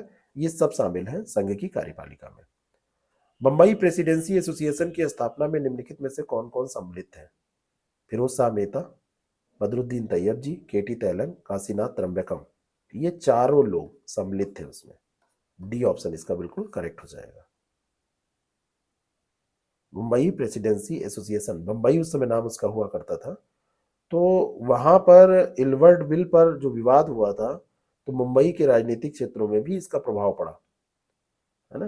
तो ये उसी के, मतलब आप मुंबई प्रेसिडेंसी एसोसिएशन, लिटन की जो प्रतिक्रियावादी नीति थी, इलवर्ड बिल विवाद था, उसी का ये परिणाम था। आप ये समझ सकते हैं अगर आपसे इस रूप में प्रश्न पूछा जाए। और ये चार बड़े नेता थे वहां के उस समय मुंबई के, तो उन्होंने एक संगठन बनाया, मुंबई प्रेसिडेंसी एसोसिएशन। आपसे पूछ लिया जाए तो ये कब बनी थी, तो ये 1885 में बनी थी। कांग्रेस की स्थापना भी उसी समय हुई थी। ठीक है। तो मुंबई में नागरिकों की एक जनसभा भी इन्होंने बुलाई थी, जमशेद जी जीजी भाई की अध्यक्षता में। और वहीं पे मुंबई प्रेसिडेंसी एसोसिएशन का गठन किया गया था। 31 जनवरी की बात है 1885 में। अगला जो प्रश्न है, सूफी आंदोलन पर प्रभाव था, बौद्ध मत, जैन मत, हिंदुत्व, ईसाइयत, निम्नलिखित में से किसका प्रभाव था? तो जो सूफी आंदोलन था वो आप 9वीं शताब्दी में देखेंगे, इसका एक व्यवस्थित रूप आपके सामने दिखेगा। बड़े उदार थे। बौद्ध मत, जैन मत, ईसाइयत, हिंदुत्व, सभी धर्म के जितने भी उपयोगी तत्व थे, उन सबको बड़ी सहजता से इन्होंने स्वीकार कर लिया था। तो सबका इन पे प्रभाव था। डी ऑप्शन इसका बिल्कुल करेक्ट हो जाएगा। हमें इस जर्जर वृक्ष के तने पर आक्रमण करना चाहिए, शाखाएं तो स्वयं ही गिर जाएंगी, ये किस पेशवा का कथन है? मुगल साम्राज्य जो था वो समय बढ़ रहा था, तो उसकी जो नीति थी वो हमेशा विस्तारवादी नीति इन लोगों ने अपनाया। तो उनकी जो नीतियां थी मुगल साम्राज्य के प्रति, फिर इन्होंने अपनी नीति भी घोषित की कि भाई तुम्हारी जो नीति है वो तो है, लेकिन हम भी हार नहीं मानेंगे। तो एक थे बाजीराव प्रथम, उन्होंने कहा कि मुगल साम्राज्य जो है वो जर्जर हो चुका है, अब ये विस्तार वैसे नहीं कर सकते, और जर्जर वृक्ष के तने पर हम अगर आक्रमण कर दें तो शाखाएं तो स्वयं ही गिर जाएंगी। फिर बालाजी विश्वनाथ ने पेशवा के पद को फिर वंशानुगत किया, आगे वो सारे कार्यक्रम हुए। लेकिन बाजीराव जो प्रथम थे उन्होंने ये बात कही थी, और बालाजी बाजीराव जो है, बालाजी विश्वनाथ इन्होंने वंशानुगत किया था इसके, जो पेशवा का पद है, पेशवा के पद को वंशानुगत करने का काम किया था इन्होंने, लेकिन ये बात इन्होंने ही कही थी। ठीक है। तो उसके बाद उनका पुत्र जो बाजीराव प्रथम था ये बना पेशवा। पहले ये थे, फिर ये थे, फिर ये थे। ये क्रम भी याद रखिएगा, ये पूछा जाता है क्रम। शीतोष्ण कटिबंधीय घास भूमि का विस्तार दोनों गोलार्धों में किन अक्षांशों के मध्य पाया जाता है? तो शीतोष्ण कटिबंधीय घास भूमि है, तो आप कर्क रेखा और मकर रेखा के ऊपर जाएंगे तो 23.5 डिग्री से 66.5 डिग्री अक्षांश, उच्च अक्षांशों के ऊपर जाने का मतलब उच्च अक्षांशों, तो इन्हीं के मध्य आपको मिलेगा। ए ऑप्शन इसका करेक्ट है। निम्नलिखित कथनों पर विचार करें। बड़े शहरी स्थानीय स्वशासन संस्थाएं नगर पालिका कहलाती हैं, जो बड़े शहरों में होती हैं, और नगर पालिका के सदस्यों की संख्या नगर की जनसंख्या के आधार पर निर्धारित होती है। कितने सदस्य होंगे ये इस पर निर्धारित होता है। लेकिन जो बड़े शहर हैं वहां के स्वशासन संस्थाओं को नगर पालिका नहीं कहा जाता है, उनको नगर निगम कहा जाता है। उनको क्या कहा जाता है? उनको नगर निगम कहा जाता है, नगर पालिकाएं नहीं होती है। ठीक है। नगर पालिका तो छोटे शहरों की स्थानीय शासन संस्थाएं जो होती हैं उनको कहा जाता है। नगर पालिका में जो सदस्य हैं, जितना बड़ा शहर होगा, जनसंख्या जितनी होगी उसी हिसाब से निर्धारित किए जाएंगे, वार्डों में बांट दिया जाएगा, वार्ड मेंबर चुने जाएंगे, मतदाता सूची में जो लोग होंगे वो लोग चुनेंगे। ठीक है। आयु जो होती है कम से कम 25 साल होनी चाहिए, तभी आप इसके मेंबर बन सकते हैं, ये ध्यान रखना है। तो बी ऑप्शन इसका बिल्कुल करेक्ट हो जाएगा, केवल 2। अगला जो प्रश्न है, बागमती नदी किस नदी की सहायक है? भारत और नेपाल के बीच में ये नदी है। मतलब जब ये अभी क्या हुआ था, जब मोदी जी कई बार जब जैसे भारत और नेपाल जो पशुपतिनाथ मंदिर परिसर में जब बुनियादी संरचनाएं रखी, ढांचे में सुधार के लिए कभी समझौता ज्ञापन पर हस्ताक्षर हुआ था, 2020 की बात है। तो ये जो मंदिर है पशुपतिनाथ मंदिर, ये नेपाल का सबसे बड़ा मंदिर है और ये नेपाल की बागमती नदी के तट पर स्थित है। यूनेस्को की विश्व धरोहर में भी ये शामिल है। भारत और नेपाल के बीच में ये बहती है, बागमती नदी दोनों में बहती है, कोसी की सहायक नदी है। तो इस कारण से ये चर्चा में आई थी, इसलिए प्रश्न मैंने ये रखा था। संसद के नियम 184 के तहत बहस किस मामले में होती है? तो संसद के जो जनरल पब्लिक इंटरेस्ट का मामला होता है, तो एक नियम 184 के तहत, रूल 184 के तहत उसी में बहस की जाती है। बी ऑप्शन इसका बिल्कुल करेक्ट हो जाएगा। संविधान की जो धारा 355 है उसी के मद्देनजर ये बहस होती है, ठीक है ना। 184 के तहत ये बहस की जाती है। निम्नलिखित सूची को सुमेलित करना है। निसी, ओरांव, ओंजेस, मोपला, ये जनजातियां दी हुई हैं। तो निसी जो जनजाति है ये उत्तर पूर्वी क्षेत्र में पाई जाती है, नॉर्थ ईस्ट की जनजाति है। ओरांव जो है, ओरांव पाए जाते हैं आपके उड़ीसा, झारखंड, छत्तीसगढ़, ये सब एरिया में, है ना। ओंजेस जो है, ओंजेस आपको अंडमान निकोबार द्वीप समूह में मिलेंगे और मोपला आपका केरल में हो जाएगा। तो 2 1 3 4, 2 1 3 4, ए ऑप्शन इसका बिल्कुल करेक्ट हो जाएगा, ठीक है। अंडमान निकोबार द्वीप समूह की जनजाति है ओंजेस, ओंजेस। और मोपला केरल का जो मालाबार क्षेत्र है वहां पर मिलेंगे और वहां के मुस्लिम होते हैं। मोपला अगर आपसे कभी पूछ लिया जाए तो ये बेसिकली मुस्लिम है जनजाति जो है। लारेंज वक्र तथा गिनी गुणांक सापेक्ष गरीबी मापन की विधियां हैं। और दूसरा है निरपेक्ष गरीबी को पहली बार संयुक्त राष्ट्र के कोपनहेगन में आयोजित विकास सम्मेलन में परिभाषित किया गया था। गरीबी पहली बार, निरपेक्ष गरीबी यहीं पे कोपनहेगन सम्मेलन में परिभाषित की गई थी, बिल्कुल सही है। और लारेंज वक्र और गिनी गुणांक सापेक्ष गरीबी मापन की विधियां हैं, ये भी सही है। तो इसका सही उत्तर हो जाएगा क्या? सी। दोनों की दोनों बातें यहां पर सही हैं, ठीक है। आगे बढ़ते हैं। अगला प्रश्न है, किस अनुच्छेद के अनुसार राज्यपाल राज्य का वार्षिक बजट विधानमंडल में पेश करवाता है? कौन सा अनुच्छेद है जो ये करता है, जिसके तहत? तो ये अनुच्छेद है 202। सी ऑप्शन इसका बिल्कुल करेक्ट हो जाएगा। राज्यपाल की पूर्व अनुमति के बिना कोई भी वित्त विधेयक पेश नहीं किया जा सकता, पहले पूर्व अनुमति ली जाती है। अनुदान मांग, कर संबंधी प्रस्ताव राज्यपाल के नाम पर मंत्रियों के अलावा और कोई भी पेश नहीं कर सकता है, ध्यान रखिएगा। अनुच्छेद 202 के तहत राज्यपाल का जो वार्षिक बजट है वो विधानमंडल में पेश किया जाता है। राज्यपाल राज्य का वार्षिक बजट विधानमंडल में पेश करवाता है, ऐसा कहा जाएगा। राज्यपाल का क्या बजट होगा? राज्यपाल का कोई निजी, वही वो प्रदेश का बजट होगा। बंदी बनाए गए व्यक्ति की मौलिक अधिकारों की रक्षा से संबंधित अनुच्छेद कौन सा है? सामान्य सा प्रश्न है, मौलिक अधिकार उनके रक्षित रहे, तो अनुच्छेद 22 है। डी ऑप्शन इसका बिल्कुल करेक्ट हो जाएगा, है ना। कुछ दशाओं में गिरफ्तारी और विरोध के संरक्षण की बात यह करता है। कोई व्यक्ति गिरफ्तार किया गया है तो ऐसी गिरफ्तारी के कारण आपको बताने पड़ेंगे कि क्यों आपने गिरफ्तार किया, उसके विरुद्ध क्या है, कौन सी कार्रवाई, क्या क्या आपने अभियोग लगाया है, ये बताना पड़ेगा। लौरीकरण की प्रक्रिया के संबंध में सही कथन की पहचान कीजिए। ये प्रक्रिया मरुस्थलीय क्षेत्र में कार्य करती है। ये जो क्षेत्र है वाष्पोत्सर्जन वर्षण की तुलना में यहाँ पर अधिक होता है और लवणीकरण के कारण मृदा अनुपजाऊ हो जाती है। तो वाष्पोत्सर्जन वर्षण की तुलना में अधिक होता है, ये भी सही है मरुस्थलीय क्षेत्र में, और मृदा अनुपजाऊ हो जाती है, प्रभाव है इसका, ये कारण है और ये प्रभाव है। सारे के सारे स्टेटमेंट सही है, डी ऑप्शन करेक्ट हो जाएगा। सैलिनेशन की जो क्रिया होती है वो अनुपजाऊ बना देती है मृदा को, वाष्पोत्सर्जन वहां पे ज्यादा होता है, बरसात कम होती है। निम्नलिखित कथनों पर विचार करें। उत्तर प्रदेश में ताम्र पाषाण कालीन सभ्यता के साक्ष्य नहीं प्राप्त हुए। और दूसरा है कि आलमगीरपुर में उत्तर सैंधवकालीन लोग नगरों में निवास करते थे। आप चले जाएंगे मेरठ और शाहजहांपुर, सहारनपुर में, तो मेरठ और सहारनपुर में ताम्र पाषाण कालीन साक्ष्य आपको मिल जाएंगे। तो पहला तो ऐसे ही गलत हो गया, है ना। और आलमगीरपुर, मेरठ, में स्थान पड़ता है, बड़ा गांव है, हुलास सहारनपुर में पड़ता है, वहां पे मिल जाएंगे। और उत्तर सैंधो सभ्यता जो है, वैदिक सभ्यता के पूर्व और सैंधो सभ्यता के बाद की सभ्यता की बात हो रही है। उत्तर सैंधो सभ्यता के लोग, तो ये आलमगीरपुर और हुलास में इसके साक्ष्य जो हैं वो मिले हैं। लेकिन आलमगीरपुर में उत्तर सैंधोकालीन लोग कपास की खेती करते थे और नगरों के बजाय वो गांव में निवास करते थे, ये बात है। ये नगरों में निवास नहीं करते थे। कपास की खेती करके, साथ में याद रखिए कपास की खेती करेंगे तो कहाँ रहेंगे, विलेज में रहेंगे, गाँव में खेती करेंगे।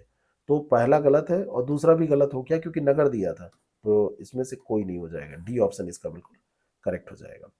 भारतीय कांग्रेस के प्रथम अधिवेशन में उत्तर प्रदेश का प्रतिनिधित्व किसने किया था?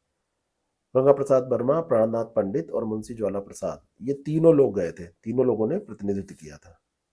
जानकी नाथ घोषाल भी थे इसमें, एक नाम और याद कर लीजिए, जानकी नाथ घोषाल भी थे इसमें, जानकी नाथ घोषाल।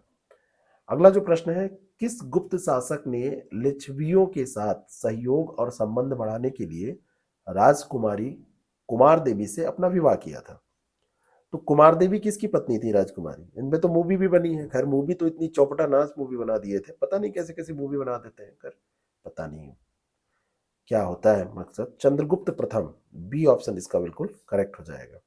लिच्छवियों के साथ इनको सहयोग और संबंध बढ़ाना था तो शादी करना है, अपना संबंध बढ़ा दिए, बाकी जो हो, मतलब ये लोग ऐसे ही करते थे। संविधान के किस अनुच्छेद में कहा गया है कि मंत्रिपरिषद राज्य की विधानसभा के प्रति सामूहिक रूप से उत्तरदायी होगी? अनुच्छेद 165, अनुच्छेद 164 बी, अनुच्छेद 163, निम्नलिखित में से कोई नहीं। तो संविधान के किस अनुच्छेद में ऐसा कहा गया है? तो अनुच्छेद 164 बी में ऐसा कहा गया है कि जो मंत्रिपरिषद है वो राज्य की विधानसभा के प्रति सामूहिक रूप से उत्तरदायी होगी। बी ऑप्शन इसका करेक्ट हो जाएगा। निम्नलिखित में से किन विद्वानों ने भारतीय तथा वैदिक संस्कृति के प्रति लोगों में नया विश्वास पैदा किया? तो स्वामी विवेकानंद जी हो, चाहे बंकिम चंद्र जी हो, चाहे स्वामी दयानंद सरस्वती हो, सबने ये काम किया है। डी ऑप्शन इसका बिल्कुल करेक्ट हो जाएगा, सबने ये काम किया है ना। सबने हिंदुत्व को बढ़ावा दिया, सबने भारतीय और वैदिक संस्कृति के प्रति लोगों का विश्वास बढ़ाया, साइंटिफिक तौर पर उसको प्रस्तुत किया, है ना। अगला जो प्रश्न है, निम्नलिखित कथनों पर विचार करें। इंडिया होम रूल सोसाइटी के प्रमुख सदस्यों में वीडी सावरकर शामिल थे। यह प्रश्न पूछा जा सकता है क्योंकि ये चर्चा में रहे। सोसाइटी का प्रमुख उद्देश्य भारत के लिए स्वशासन प्राप्त करना था। India home rule society, V D Savarkar, Hardayal, Madan Lal Dhingra, ये सब इसमें प्रमुख सदस्य थे और स्वशासन प्राप्त करना इसका उद्देश्य था। डी ऑप्शन इसका बिल्कुल, सी ऑप्शन बिल्कुल करेक्ट हो जाएगा, दोनों सही हैं। हाल ही में 27 जनवरी 2021, ये गलत क्वेश्चन आ गया है, किस ज्वालामुखी में विस्फोट हुआ था? तो इतना मैं आपको बताऊंगा, ये माउंट मेरापी इंडोनेशिया का ये सक्रिय ज्वालामुखी है। इस रूप में आप इसको तैयार कर लीजिए। डेट हटा दीजिए, डेट बस हटाना था यहाँ पे। तो ये माउंट मेरापी ये कहाँ पर है? तो ये इंडोनेशिया का एक सक्रिय ज्वालामुखी है, ये ध्यान रखिएगा। देश के किसी भी न्यायालय में चल रहे वाद को अन्यत्र भेजने का अधिकार किसके पास है? अगर कोई वाद चल रहा है और अलग उसको कहीं भेजना है तो ये अधिकार सर्वोच्च न्यायालय के पास है, supreme court of India. B option इसका बिल्कुल करेक्ट हो जाएगा। अनुच्छेद इससे रिलेटेड है, आर्टिकल आप याद कर लीजिए 139 का, 139 जो ए है उसी के तहत ये अलग भेज सकता है। निम्नलिखित कथनों पर विचार कीजिए। गवर्नमेंट ऑफ इंडिया एक्ट 1935 में प्रांतीय सुशासन का उपबंध था। दूसरा है कि एक संघीय न्यायालय फेडरल कोर्ट की स्थापना का उपबंध था। और तीसरा है केंद्र में अखिल भारत संघ का उपबंध था। 1935 का जो एक्ट है उसमें ये तीनों बातें थी। डी ऑप्शन इसका बिल्कुल करेक्ट हो जाएगा। द्विसदनीय केंद्रीय विधानमंडल की भी बात की गई थी इसमें, प्रांतीय शासन व्यवस्था की बात की गई थी, प्रांतीय विधानमंडल की भी बात की गई थी, और केंद्र और प्रांतों में शक्तियों के विभाजन की भी बात की गई थी, और फेडरल न्यायालय की भी स्थापना की गई थी, फेडरल कोर्ट। ठीक है, संघात्मक सरकार की बात थी इसमें। केंद्र में द्वैत शासन की स्थापना, प्रांतों में भी द्वैत शासन की जगह पे स्वायत्त शासन की स्थापना की बात की गई थी। तो ये सारी बातें इससे संबंधित। निम्नलिखित में से कौन सा एक भारत में वित्त आयोग का कार्य नहीं है? आयकर विभाजन वित्त आयोग करेगा, उत्पाद शुल्क का विभाजन करेगा, और सहतार्थ अनुदान निर्धारण करेगा, लेकिन व्यापार कर का विभाजन ये नहीं करता है। तो यही हो जाएगा, ये वित्त आयोग का कार्य नहीं है। अनुच्छेद 270 में वित्त आयोग के बारे में उसके भारत में वित्त आयोग की सिफारिशों के आधार पर केंद्र और राज्यों के मध्य में आयकर की बात की गई है, आयकर का। और अनुच्छेद 272 के तहत केंद्रीय उत्पाद शुल्क का ये विभाजन करने की बात की गई है। ठीक है। फिर 80वां संविधान संशोधन 2000 में हुआ, तो उसमें धारा 4 जो उसकी थी, उसके द्वारा अनुच्छेद 272 को विलोपित कर दिया गया और वित्त आयोग राज्यों को अनुच्छेद 275 के तहत सहतार्थ अनुदान निर्धारण का कार्य भी करेगा, ये भी लिखा गया है। लेकिन व्यापार कर राज्यों द्वारा लगाया एवं संग्रहित किया जाता है, जिसका विभाजन वित्त आयोग नहीं करेगा, क्योंकि ये व्यापार कर किसका विषय है? जो ट्रेड टैक्स है ये स्टेट का विषय है, तो उसमें ये विभाजन की बात नहीं होगी।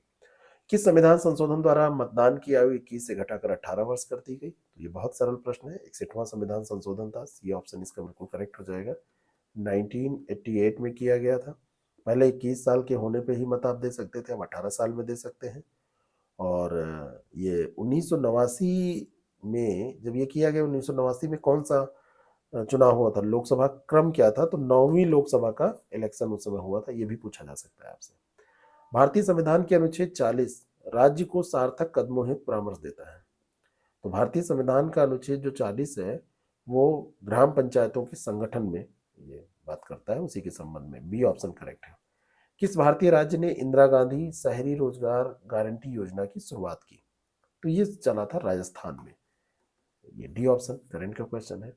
देश का सबसे बड़ा रबर डैम किस राज्य में निर्मित किया गया है? मोस्ट इंपॉर्टेंट क्वेश्चन है। ये बिहार में बनाया गया है, रबर डैम बनाया गया है। बिहार के मुख्यमंत्री नीतीश कुमार ने इसको उद्घाटन किया था। तो ये चर्चा फल्गु नदी जो फल्गु रिवर है वहां पर बनाया गया है। ठीक है। और गया जिले में ये पड़ता है। कहाँ पर पड़ता है? गया जिले में पड़ता है। गया जिले को मोक्ष की भूमि कहा जाता है, इसको गया जी बांध भी कहा जा रहा है। ये जो रबर डैम है इसको गया जी बांध भी कहा जा रहा है। अब जो भी लोग आचमन करने आएंगे पिंडदान में, तो उनके लिए गड्ढा जो करना पड़ता था वो नहीं करना पड़ेगा, इस तरीके की इसमें व्यवस्था की गई है। हाल ही में आईबीएम के क्वांटम कंप्यूटिंग नेटवर्क में शामिल होने वाला पहला भारतीय संस्थान कौन बना है? तो ये आईआईटी मद्रास है, सी ऑप्शन इसका बिल्कुल करेक्ट हो जाएगा। आईआईटी मद्रास, भारतीय प्रौद्योगिकी संस्थान मद्रास, अंतर्राष्ट्रीय व्यापार मशीन जो आईबीएम है ने भारत में क्वांटम कंप्यूटिंग अनुसंधान प्रतिभा विकास के सुधार के लिए आपस में सहयोग किया है, उसके साथ नेटवर्क स्थापित किया है। हाल ही में विश्व जल कांग्रेस और प्रदर्शनी 2022 का आयोजन कहां पर किया गया? तो ये कोपेनहेगन में हुई है। कोपेनहेगन कहां पे है? डेनमार्क में। ठीक है। और शहरी अपशिष्ट जल परिदृश्य के बारे में इसमें फोकस किया गया है, ये जो प्रदर्शनी हो रही है। डूरंड कप के 131वें संस्करण के फाइनल में मुंबई सिटी एफसी को हराकर कौन सी टीम विजेता रही है? तो मुंबई सिटी एफसी हारी है और इसमें बेंगलोर एफसी जीती है। ये ऑप्शन इसका बिल्कुल करेक्ट हो जाएगा। सुनील छेत्री ने इसकी अगुवाई की थी, सुनील छेत्री जो हमारे को फुटबॉलर हैं उन्होंने। नई दिल्ली में राष्ट्रीय रसद नीति किसने शुरू की? तो राष्ट्रीय रसद नीति है तो अरविंद केजरीवाल काहे करेंगे, और मोदी जी हैं तो कोई और कैसे करने पाएगा? तो डी ऑप्शन इसका बिल्कुल करेक्ट है। 32 साल की सेवा के बाद भारतीय नौसेना द्वारा किस नौसेना जहाज को सेवा मुक्त कर दिया गया? तो ये था आईएनएस अजय। आईएनएस अजय जो शामिल हुआ था ये 1990 में शामिल हुआ था, है ना। जॉर्जिया में उस समय इसको कमीशन किया गया था, यूएसएसआर का पार्ट उस समय हुआ करता था, पोटी स्थान था वहां पे। और इसने 32 साल सेवा की, अब इसको क्या किया गया? सेवा मुक्त कर दिया गया।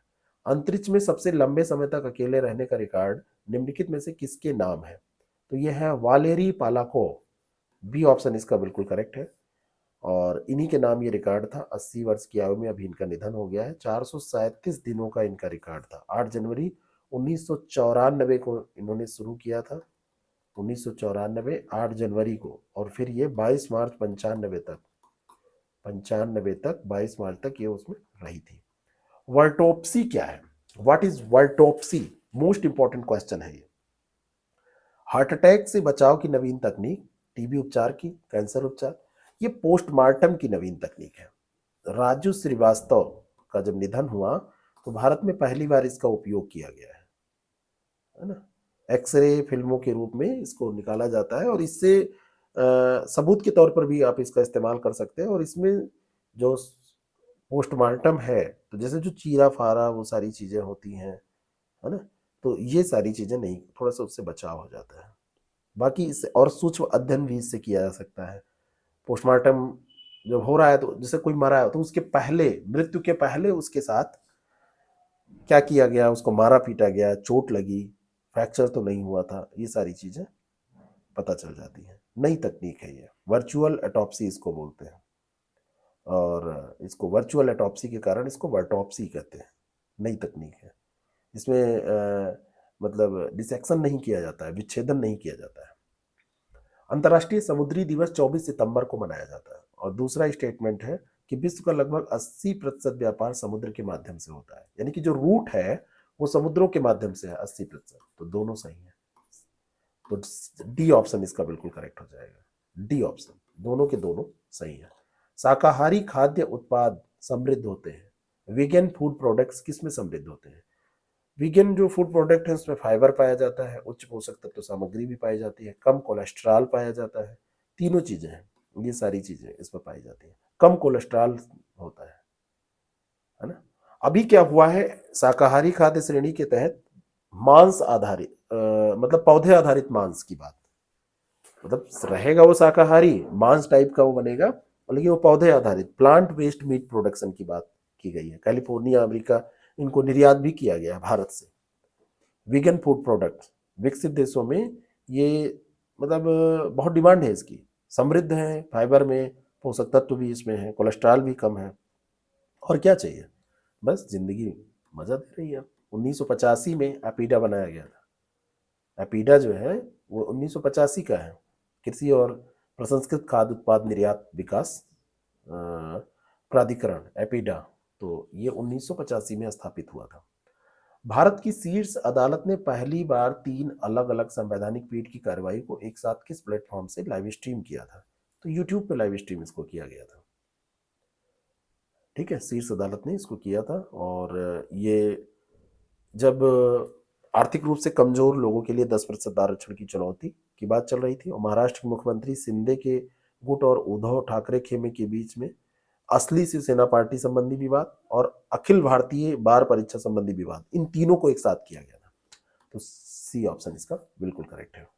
3 अलग अलग संवैधानिक पीठ की कार्रवाई को एक साथ इसमें। पीएम किसान सम्मान सम्मेलन 2022 का आयोजन कहां पर किया गया? तो ये आयोजन नई दिल्ली में हुआ। देश भर के 13,000 से अधिक किसान, 1500 से अधिक स्टार्टअप इसमें बुलाया गया था। 17 अक्टूबर 2022 को इसका उद्घाटन किया गया। स्ट्रीट फास्ट नून अभ्यास निम्नलिखित में से किसके द्वारा आयोजित किया गया? तो ये स्ट्रीट फास्ट नून जो है इसका आयोजन हर साल किया जाता है नाटो के सदस्यों के द्वारा। कोई ना कोई इसको होस्ट करता है। इस बार बेल्जियम ने इसको किया है, तो नाटो के द्वारा किया जा रहा है। और इसको किया किसने है? बेल्जियम ने। बेल्जियम के द्वारा इस बार इसको होस्ट किया गया है। भारतीय क्रिकेट कंट्रोल बोर्ड 36वां अध्यक्ष, यहाँ पे का होना चाहिए, बोर्ड का 36वां अध्यक्ष किसे नियुक्त किया गया है? तो रोजर विन्नी, ये पूर्व भारतीय क्रिकेटर हैं, इनको बनाया गया है नया अध्यक्ष, इन्हीं को नियुक्त किया गया है। और बीसीसीआई के अध्यक्ष बनने वाले पहले पूर्व विश्व कप विजेता व्यक्ति हैं ये, सौरभ गांगुली की जगह उन्होंने ली है। ये ध्यान रखिएगा, ए ऑप्शन इसका बिल्कुल करेक्ट हो जाएगा। 27वीं लेखा महानियंत्रक का पद किसने ग्रहण किया है?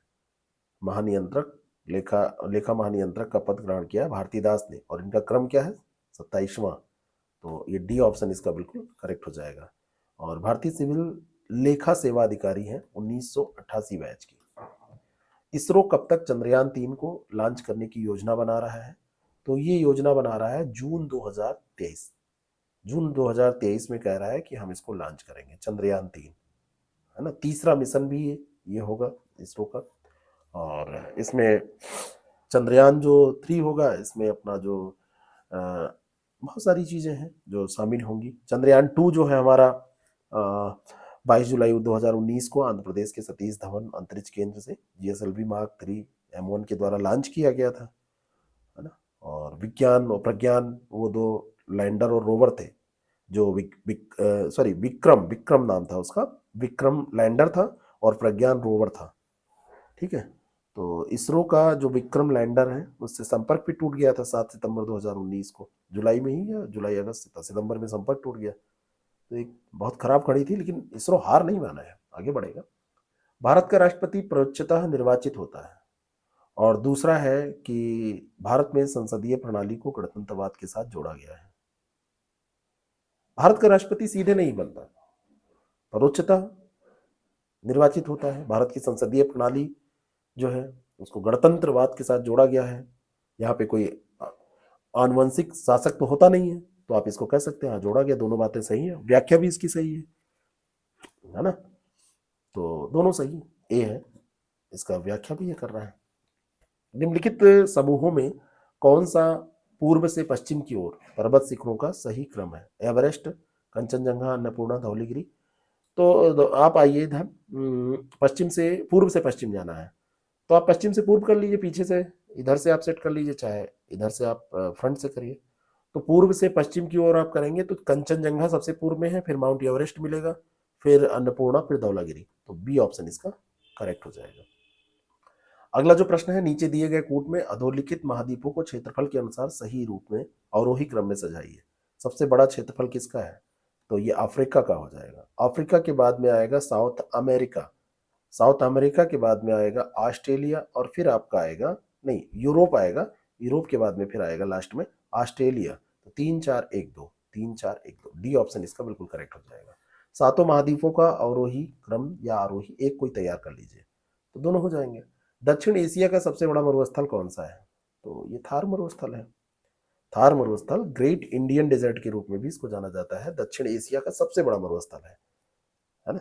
आप भारत में तो ये है ही है, पाकिस्तान के दक्षिण पूर्व हिस्से में भी ये स्थित है, राजस्थान पूरा इसी से कवर ही है, हरियाणा, गुजरात, पंजाब, पंजाब का पाकिस्तान का सिंध और पंजाब प्रांत, ये पूरा वहां पर फैला हुआ है। लानोज, स्टेपी, प्रेरीज, वेल्ड, आपको घास के मैदान और महाद्वीप, सबसे बढ़िया प्रश्न है ये, कभी ना कभी किसी न किसी पेपर में आपसे भेंट होगी ही इसकी। तो लानोज जो है ये दक्षिण अमेरिका में कहते हैं, स्टेपी जो कहते हैं वो यूरोप में कहते हैं, प्रेरीज जो कहते हैं उत्तरी अमेरिका में कहते हैं, और वेल्ड जो है वो कहाँ कहते हैं? अफ्रीका में। तो ये 4 3 1 2, 4 3 1 2, तो ए ऑप्शन इसका बिल्कुल करेक्ट हो जाएगा। नदियों की लंबाई के अवरोही क्रम में गोदावरी, महानदी, नर्मदा व ताप्ती का सही अनुक्रम कौन सा है? सबसे लंबी कौन सी हो जाएगी? गोदावरी हो जाएगी। सेकंड नंबर पर गोदावरी की लंबाई 1465 किलोमीटर, सेकंड नंबर पर आपकी हो जाएगी नर्मदा, नर्मदा 1312 किलोमीटर, और फिर महानदी, और फिर ताप्ती तो छोटी है ही है। तो इसको आप दो सेट करके भी नहीं कर सकते, खैर ये गोदावरी और ताप्ती दो में दिया है, इसमें भी देखना पड़ेगा कि महानदी और नर्मदा में कौन बड़ा है, तो नर्मदा बड़ी है महानदी से, तो बी ऑप्शन इसका बिल्कुल करेक्ट हो जाएगा। ऑस्ट्रेलिया में स्थित कालगुरली किसके लिए विख्यात है? ये स्वर्ण उत्पादन के लिए जाना जाता है, ए ऑप्शन इसका बिल्कुल करेक्ट है। ऑस्ट्रेलिया में विश्व का सर्वाधिक सोना संरक्षित है, 70% सोना यहाँ पे देखेंगे तो पश्चिमी प्रांत में, ऑस्ट्रेलिया के पश्चिमी प्रांत में आपको मिल जाएगा, पश्चिमी हिस्से में मिल जाएगा। कालगुरली और कूलगार्डी दो खाने हैं वहां पे, तो कालगुरली यहाँ पे पूछी गई है, एक कूलगार्डी भी है, तो इसको भी ध्यान रखिएगा। कौन सी धारा दक्षिण अटलांटिक महासागर में धाराओं की एक पूर्ण वृत्त के निर्माण में योगदान नहीं देती? कनारी, वेंगुला, ब्राजील, कनारी और पश्चिमी पवन प्रवाह। तो वेंगुला है, ब्राजील है, और पश्चिमी पवन प्रवाह, ये पूर्ण वृत्त के निर्माण में सहयोग करती है, ठीक है। लेकिन कनारी धारा का संबंध कहाँ से है? उत्तरी अटलांटिक महासागर से, यहाँ पे दक्षिणी दिया हुआ है, तो कनारी तो उत्तर में है, तो सी ऑप्शन इसका करेक्ट हो जाएगा। अगला प्रश्न है नियाग्रा प्रपात, और ये ऐसे सुमेलित करना है, नियाग्रा प्रपात उत्तरी अमेरिका में है, और नियाग्रा प्रपात के बारे में ये आपसे पूछा जाए तो किस राज्य में है, तो ये आपका न्यूयॉर्क में पड़ जाएगा, ठीक है ना, नियाग्रा प्रपात। तो ए का 4 हो जाएगा। हजारों झीलों की भूमि, तो हजारों झीलों की भूमि जो हो जाएगा ये फिनलैंड को कहा जाता है। एफिल टावर, एफिल टावर कहाँ पर है? एफिल टावर पेरिस में स्थित है। और विश्व की छत, इसको क्या कहा जाता है, पामीर को। तो ये 1 हो जाएगा। 4, 3, 2, 1, बी ऑप्शन इसका करेक्ट हो जाएगा। नेक्स्ट क्वेश्चन है, निम्नलिखित पद्धतियों में से कौन सी कृषि पद्धति जल संरक्षण में सहायता कर सकती है? भूमि की कम या सोनी जुताई, खेत में सिंचाई के पूर्व जिप्सम का प्रयोग करना, और फसल अवशेष को खेत में ही रहने देना। अगर आप कम जुताई करेंगे तो कम पानी खर्च होगा, जल संरक्षण होगा, और खेत में सिंचाई के पूर्व जिप्सम का प्रयोग आप कर दीजिए तो उससे भी, और ये तीनों सही हो जाएंगे इसमें। अगर अवशेष छोड़ेंगे खेत में तो उससे भी जल संरक्षण होगा। तो डी ऑप्शन इसका करेक्ट है, पहला, दूसरा और तीसरा। नमी बनाए रखने की बात हो रही है खेत में। अगला प्रश्न है कि सूची फर्स्ट सेकंड को सम्मिलित करना है। जनजाति और देश है, एस्किमो, मसाई, बद्दू, बुशमैन। एस्किमो, एस्किमो होता है। तो एस्किमो जो है ये आपका कनाडा वाला एरिया हो जाएगा, मसाई कीनिया में पाए जाएंगे, बद्दू सऊदी अरेबिया में, और बुशमैन बोत्सवाना में। तो 3, 4, 2, 1, 3, 4, 2, 1, सी ऑप्शन इसका बिल्कुल करेक्ट हो जाएगा। ऐसे प्रश्न मुफ्त के नंबर देखे जाते हैं आपको, बस 1-2 बार इसको पढ़ लीजिए तो आपके प्रश्न ये सॉल्व हो जाते हैं, गलत नहीं होते हैं। अगला प्रश्न है, खनिज और 90% प्राकृतिक स्रोत जहां पे पाया जा रहा हो, ऐसा इसको आपको क्रम है। जैसे तांबा, तांबा आप देखेंगे झारखंड यहाँ पे दिया है, तो तांबे का अधिकांश तो राजस्थान में पाया जाता है, तो ये तो गलत हो गया। लगभग 90% नहीं, 50 आप मान के चलिए, 53-54% के आसपास आपको राजस्थान में ये मिल जाएगा। 90% तो वैसे भी राजस्थान में भी नहीं मिलेगा। निकिल जो है, निकिल का 93% उड़ीसा में ही पाया जाता है। और टंगस्टन जो है, टंगस्टन का कर्नाटक में 42% मिलेगा, लेकिन केरल में नहीं। 42% इसका, ये राजस्थान में 54% ये तांबा हो जाएगा, और टंगस्टन जो है तमिलनाडु में मिलेगा 42% के आसपास। तो केवल 2 यहाँ पर सही होगा, बी ऑप्शन इसका बिल्कुल करेक्ट है। पूछा है बस, निकल ही जा रहा है कि आपको कितनी जानकारी है, बाकी कॉन्फिडेंस का मामला है। निम्नलिखित देशों को उनके क्षेत्रफल के आधार पर अवरोही क्रम में रखिए, और नीचे दिए गए जो कूट हैं उनसे उत्तर चुनिए, ब्राजील, कनाडा और चीन। अब क्षेत्रफल देशों का, तो सबसे इसमें बड़ा कौन सा हो जाएगा?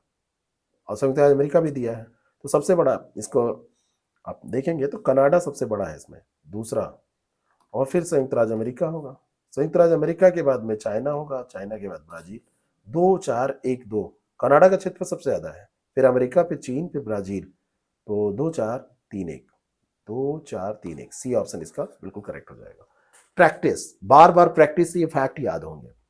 आप सोचे कि बस एक बार पढ़ लिए और हम जाके एग्जामिनेशन हॉल में बैठेंगे और सब बिल्कुल दैवीय शक्ति और एक अलादीन का चिराग हमको मिलेगा, सब हो जाएगा, तो ऐसा कुछ होता नहीं है।